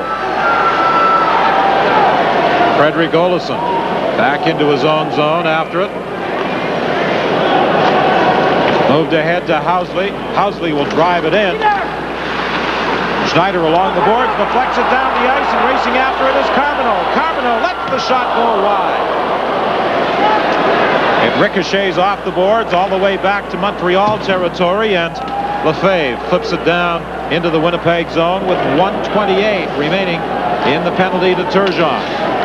Housley with a rink-wide pass. That's deflected. Going after it is Newman. Newman centers it for Olczyk. A backhand shot over top of the net. Olczyk had difficulties picking up that pass. He had it in his skates as it was fed out front perfectly. Olsson for Elnick. Elnick back to the line to Olsson. Cross ice to Mantha. To Housley. Housley for Olczyk. Back to Mantha. There's the shot. He scores!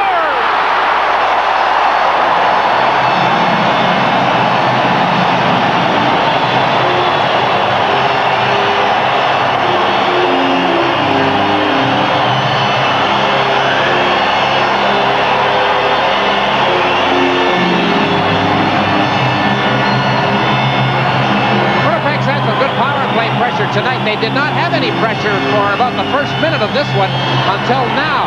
They didn't throw the puck around as well as they did before. That just looked like a little black mouse sneaking through all the way. And Mantha's going to get credit for it, I am sure. It was tough to tell on that replay if it might have hit somebody on the way in. But Mo Mantha's goal moves Winnipeg ahead 3-2. And Don penalties continue to kill these teams. First one and then the other. Well, never a Norris Trophy winner himself, but twice he was traded for a Norris Trophy winner. Third goal, his 5th of the season, scored by number 22, Mo Mantha. Mo Mantha gets credit for the power play goal as the Winnipeg Jets enjoy a 3-2 advantage with 11:32 remaining. Housley draws an assist, and so does Ed Olczyk.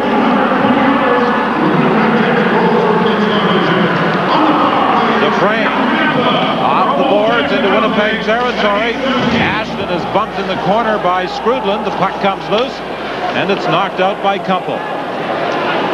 Desjardins now for Montreal. In for Turgeon. He flips it back at the goal. Newman loses it.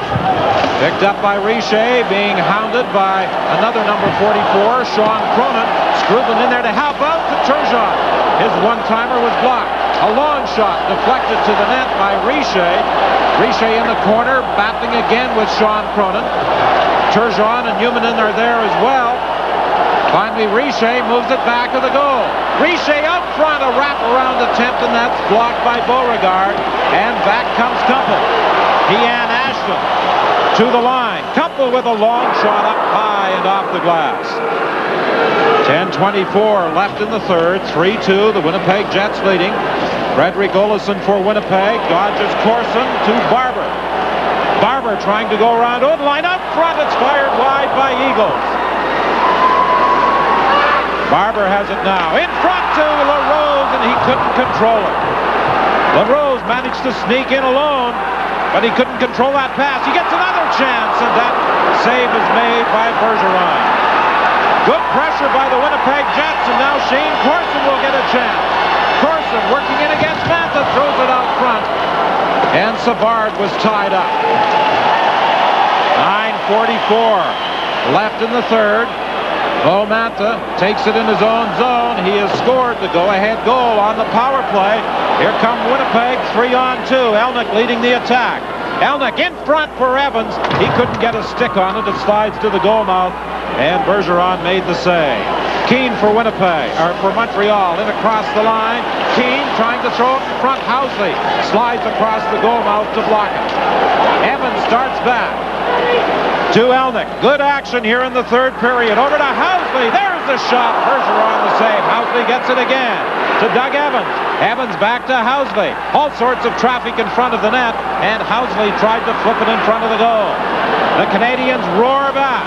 Peterson looking for Chorsky. Donnelly slides in front of that to block it.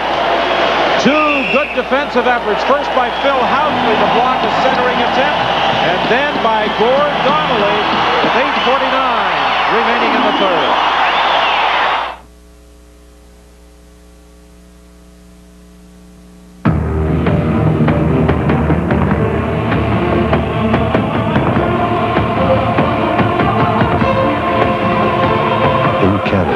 One and only one beer is brewed longer using the exclusive dry brew process. The end result is Molson Special Dry. A beer that starts bold, finishes clean, and leaves no aftertaste. Molson Special Dry, the evolution of beer.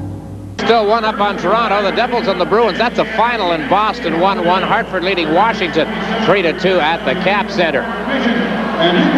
The Islanders running away. Well, that game is over now. They have beaten Quebec 7-2. And this afternoon, Detroit and Minnesota were the winners. Oh, this is, you mentioned good action, Dot. Second period was a chippy kind of a period, but they've opened things up here. Fans reacted with a great cheer when that last whistle went. They've had some excellent hockey through those last 4 or 5 minutes. Great end-to-end action after Winnipeg went ahead 3-2 on the power play goal by Mo Mantha. All 5 goals tonight scored with the man advantage. Chorsky is bumped by Ashton as the puck is flipped into the Montreal zone. Peterson brings it back for the Canadians. Long shot. Beauregard kicks it to the corner, and it comes out to center ice. What teams have done when they've had leads on Montreal at this stage of the game a lot of times is keep the pressure on them inside their own blue line. That's what the Jets, I'm sure, will try to do if they can ever get out of their own blue line area. Play broken up by Cronin and dumped down the ice as the Jets make a complete change. Here's LeBeau trying to slide it through for Peterson, and it's broken up and dumped over the glass and out of play. 7:58 is the time remaining in the third. Winnipeg leading by 1. You can go as far as your heart can see, beyond any road that you want to be, 'cause it's your day.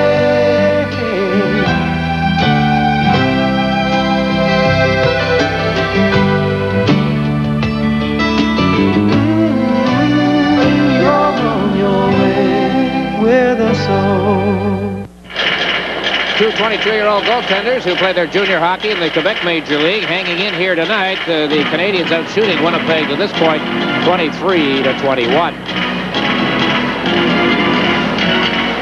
The Jets trying to snap a 9-game winless streak that began on the 25th of November at the Forum in Montreal. A 4-3 loss to the Canadians. Since then, they've been involved in 5 ties, but have not won. Desjardins with a long shot, steered to the corner by Beauregard. Centering attempt is broken up by Mantha. He has the go-ahead goal, and he has the puck, shooting it into Montreal territory. Dufresne around the boards for Desjardins.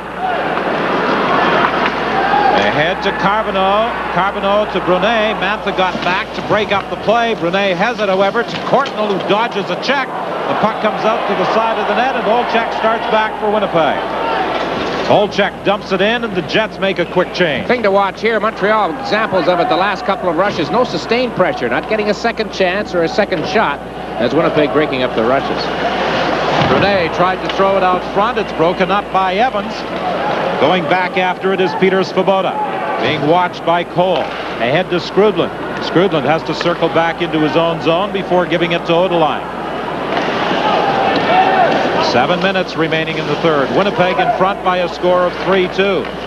Gord Donnelly with a neat move to get away from Turgeon. The puck played ahead to Evans. Evans puts on the brakes, looks in front for Cole. His shot goes wide. Behind the goal, Elnick has it. Elnick slides it out front. A shot. They score! Doug Evans!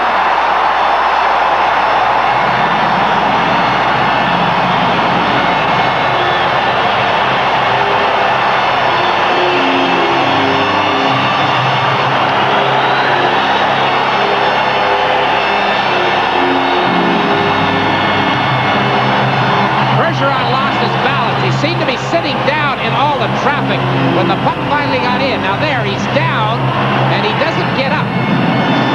Scrabbling, got a piece of it, but it got over the line, and the Canadians didn't clear out the Jets. Winnipeg has done a super job tonight in many ways of really hammering Montreal players around their goal crease with big pileups. That didn't happen there in the Montreal end of the rink, and the Jets take a 4-2 lead.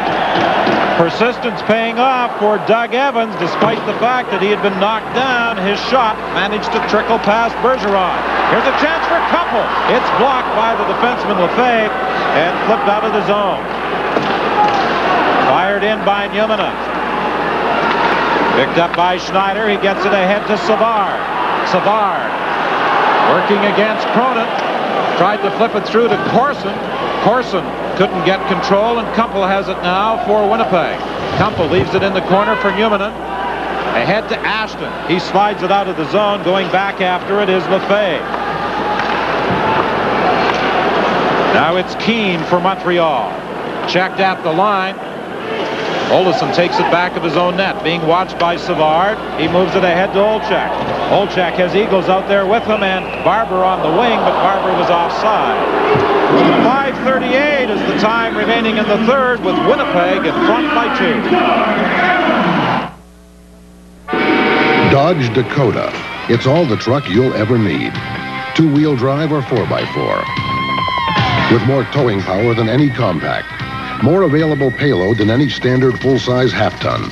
Dakota regular or long box. Standard, club cab, sport. And with the extra punch of optional V8 power, it's all the truck you need. Dodge Dakota.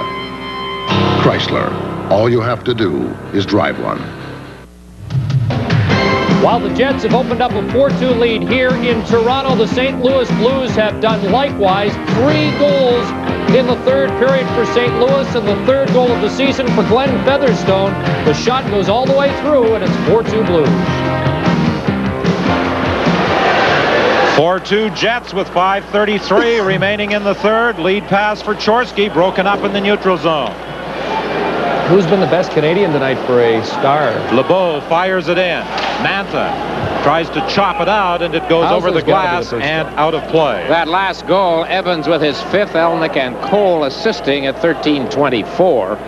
Since then, the Canadians have not had a shot on goal, and it'll be interesting to see just how many the Jets allow them and how they play it with this 2-goal lead now. Van that's going to be tough for Montreal, although Winnipeg is playing down, especially these last several minutes inside their own blue line. Montreal had a good start to this period, had a lot of chances. That could have been the key right there. They didn't cash in. Winnipeg comes back, and their second shot of the period made it 3-2 in the Mantha goal. The Jets are forechecking more aggressively in this third period. That's something they got away from when they were struggling earlier in the year. It's in the past 10 days or so that Coach Bob Murdoch feels they have bounced back to that type of play.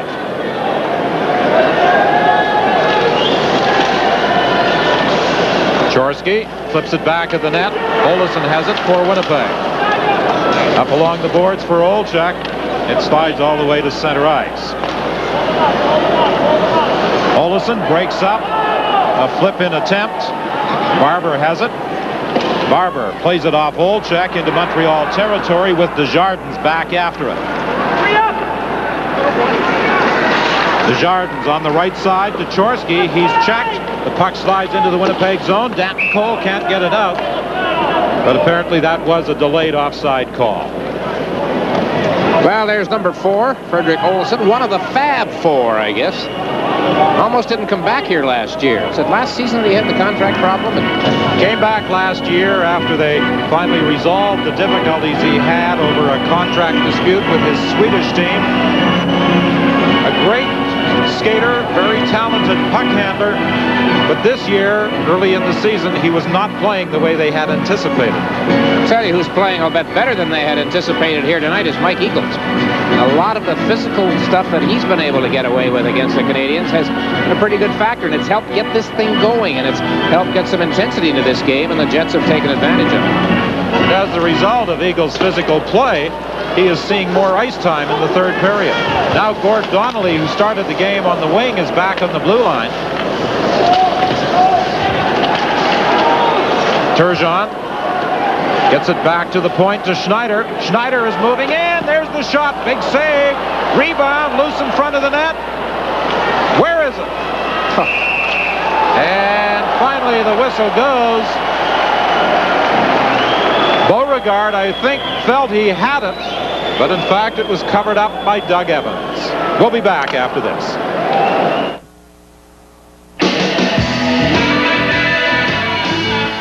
Baby, I want you to be my queen. I'm a king, baby. I want you to be my queen. Well, you know when we get together, we make honey like it's never seen. Fruit, cause the king bee gets the honey. Next Saturday on CBC Sports Weekend, we'll have highlights of the Women's World Cup held Friday, December 21st at Morzine, France. The Reed Report focuses on Karen Lee Gartner, and we'll also have the 1990 World Junior Figure Skating Championships from Budapest. That's next Saturday on CBC Sports Weekend. You know, Sylvain Turgeon's out there. He's a little frustrated. He's played a lot tonight in his first game back, as he talked with Chris, but he got what I think was a pretty bad penalty in this period, which set up the Mantha goal on the power play. Skrudland against Ashton in the face-off circle. The battle continues, and finally Cronin picks up the puck. He's chased by Richer. Turgeon comes in. He's checked by Newmanen. Schneider keeps it in. Cronin has lost his stick. He's trying to tie up Richer and doing a pretty good job of it. Now Skrudland throws it out front. Turgeon couldn't get a shot away, and the Jets flip it out of the zone. Schneider has it for Montreal. 3:52 remaining. Schneider stopped at the line by Olesen. Ashton starts back. Savard checks him from behind, but Ashton still maintains control before dumping it back at the goal. In the corner, Turgeon gets it for Montreal.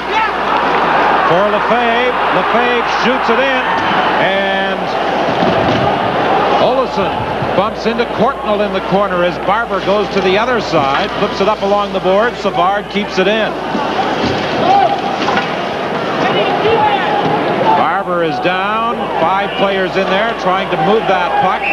Corson bumps Mantha, and he falls on top of the puck. Denny Savard really giving it to Don Koharski because he was hauled down trying to come out of the Canadian zone after they'd headman the puck into the neutral area.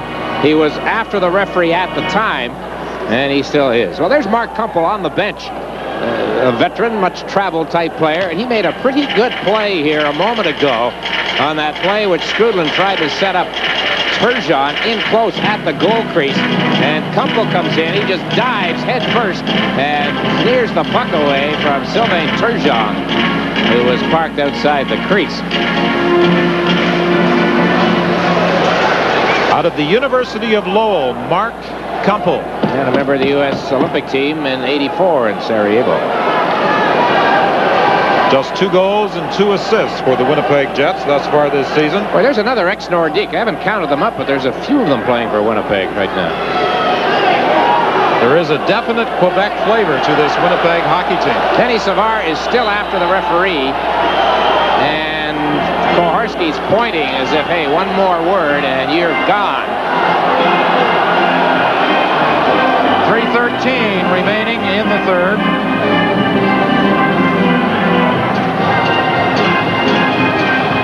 Savard against Eagles in the face-off circle. Mike Smith, the general manager, was saying that he attempted to acquire Eagles from Chicago last year. He was successful in getting him for future considerations yesterday.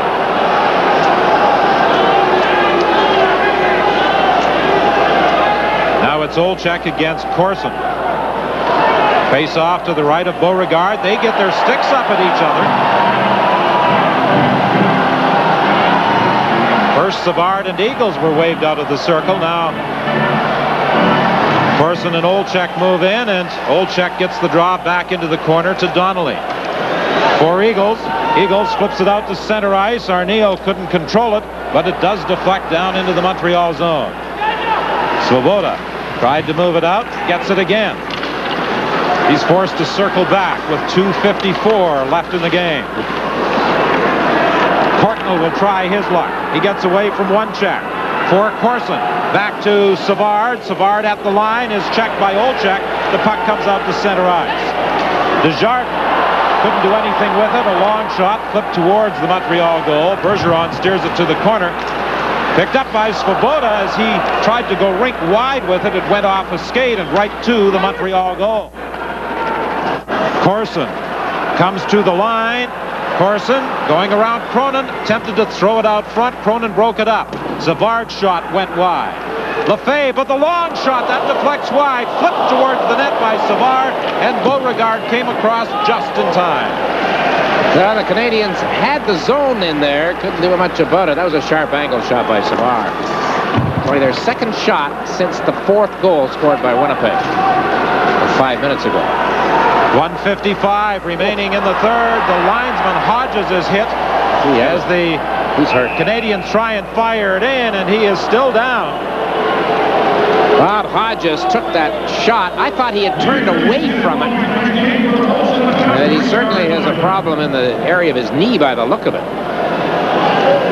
You know, with the speed of the game, Don, the size of the players today, especially the speed, it's a wonder that these fellas out there don't get injured more often, get hurt by the pucks, the sticks. Now here it comes. Sylvain Lefebvre shoots the puck along the boards, and he turned around. Might have caught him on the side of the knee there, and he is in some kind of difficulty right now. The Winnipeg trainer is out taking a look at him. Phil Walker very quickly hopped over the boards as the incident took place directly beside the Winnipeg bench. But as you said, he attempted to turn away from the shot and caught it in the back of the leg. And that's one area that is not protected. There's a minute 48 left. I have a feeling he's going to hang in for the balance of this game. A fellow named John D'Amico is here as the supervisor of the officials. He was involved there a lot. Well, we have our Molson 3-star selection for you at the conclusion of the game. How about Phil Housley as a candidate for the Winnipeg Jets? He's played a little more, as you mentioned earlier, Don, like the Winnipeg fans have been hoping Phil Housley would play when they obtained him in that big deal for the franchise, Dale Howardchuk. Well, there's Hodges still trying to shake it off.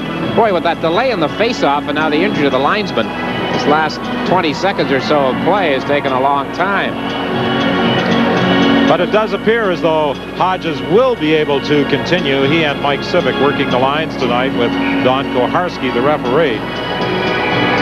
15,506 enjoying the action in the Winnipeg Arena. There are a number of Montreal fans who probably aren't too happy with what they're witnessing, but it has been an entertaining hockey game.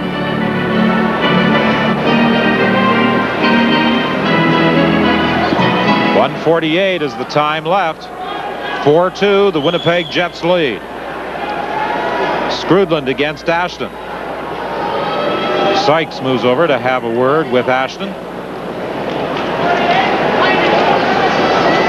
Ashton and Skrudland tie each other up. Savard back in the point. Canadians have for Turgeon. Canadians have 4 forwards on here.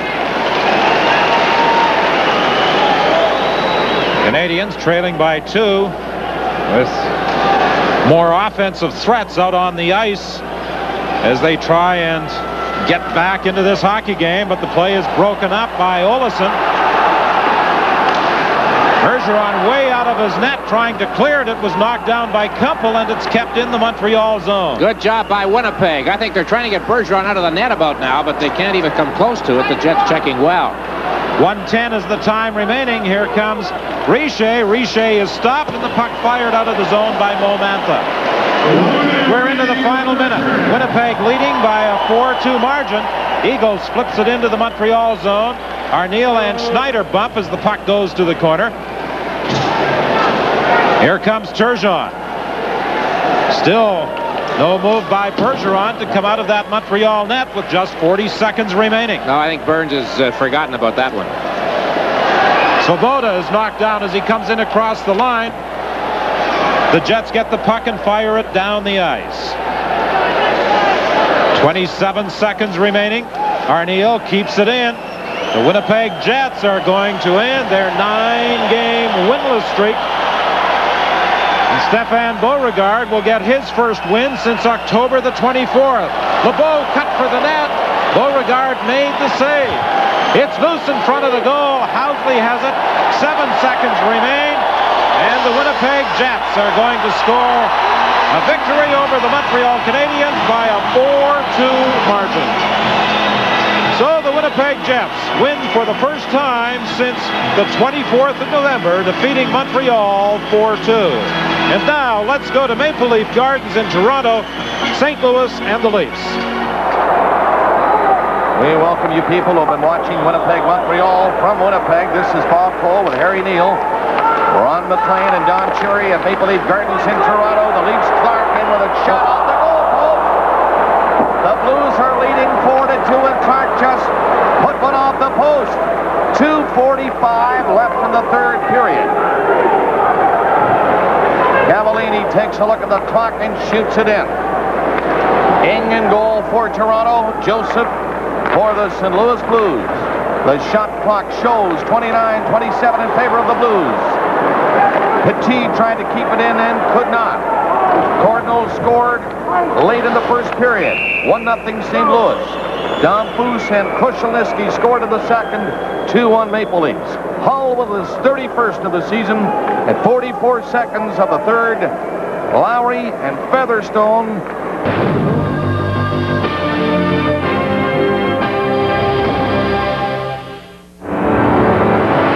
Today on Sports Desk, the Moose looking to run loose against the Kings. The Razor finally gets his shot against Iron Mike. And the Tabbies decide to stay with their man.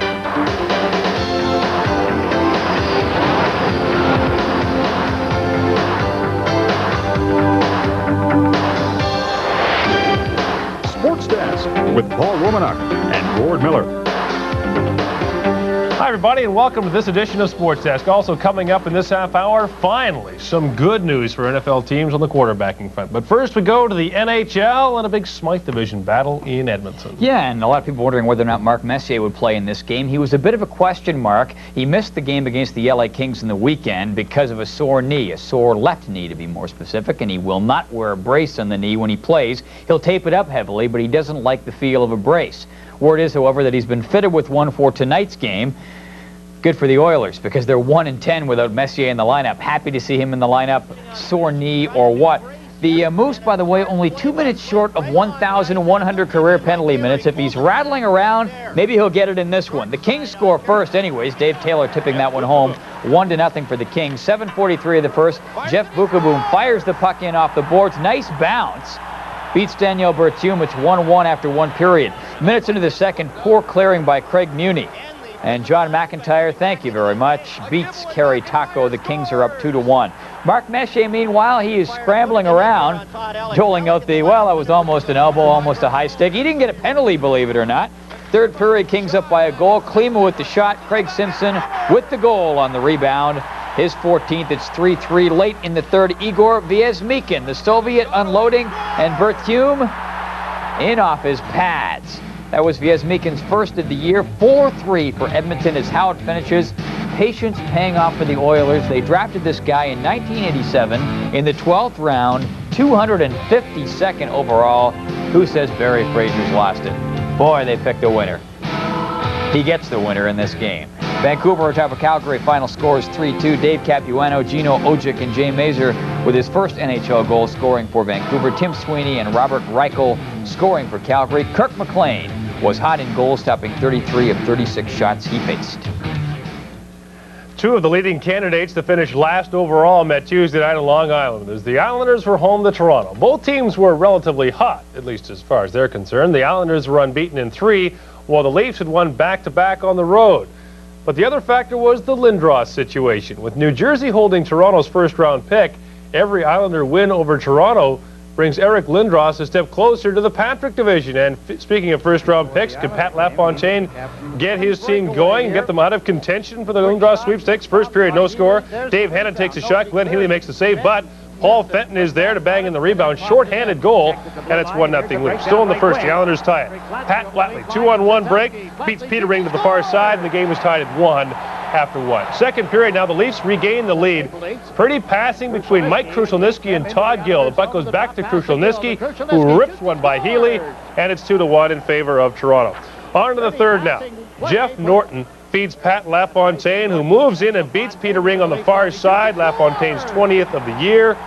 That ties the game at 2. Late in the game now, game still tied at 2. LaFontaine nearly wins it. This deflection hits the post, and the teams go to overtime, tied at 2. No scoring in the overtime, but there was some heavy hitting. Tom Fitzgerald gets laid out by Luke Richardson.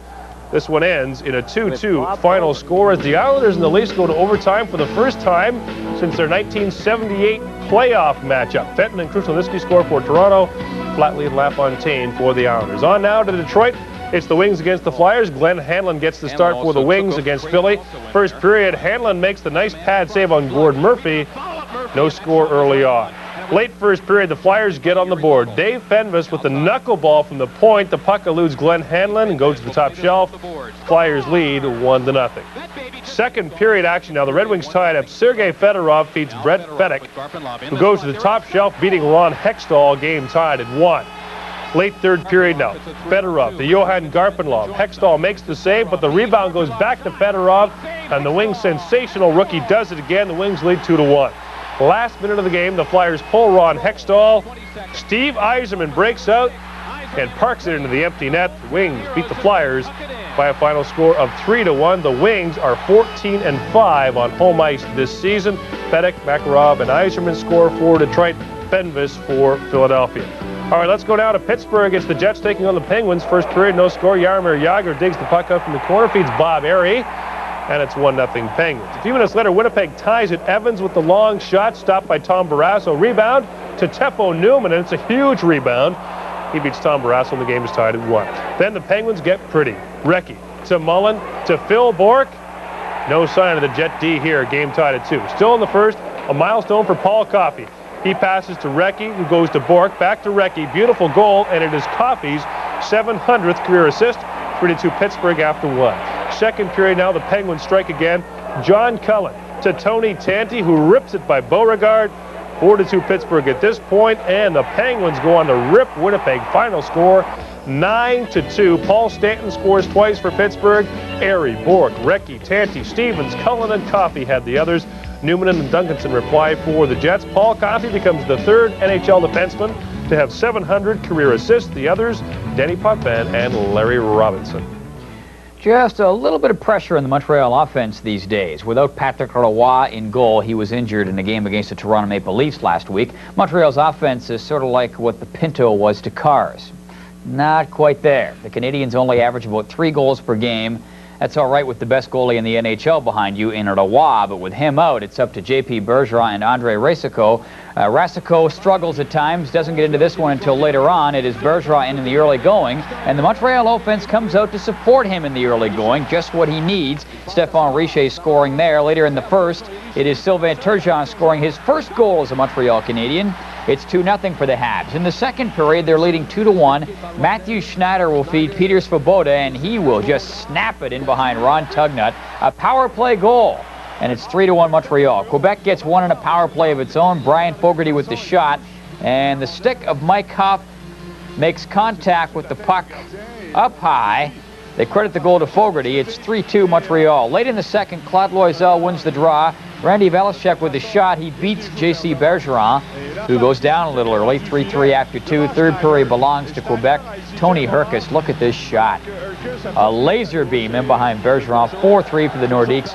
And before Montreal can realize it, they are behind. And Quebec just pours it on. Matt Sundin to Joe Sakic. He scores 5-3 for Quebec. The final is 6-4. The Nordiques pick up the win, despite the fact that they were outshot by Montreal 38-28. Ron Tugnut played very well for Quebec. Bergeron did not play quite so well for the Canadiens. They are 0-2 without Patrick Roy in the lineup. He may be back on the weekend. More about that in a few moments. All right, let's get all excited now about Buffalo and Hartford. First period action. Sabres in the power play. Uwe Krupp with the shot. Gets in behind Darryl Ray. Sabres are up 1-0. With the game tied at 1, the Whalers move out in front. Krieger with the shot and beats Darren Pupa actually on a rebound. It is 2-1 for Hartford. The Sabres tie up the game at 2. Dale Hawerchuk with the shot, stopped by Ray, but Rick Vive there to ram home the rebound. We're tied at 2. On to overtime we go. The game is tied at 3. It's Andreychuk. Comes out and not the old wraparound. Works every time. 4-3.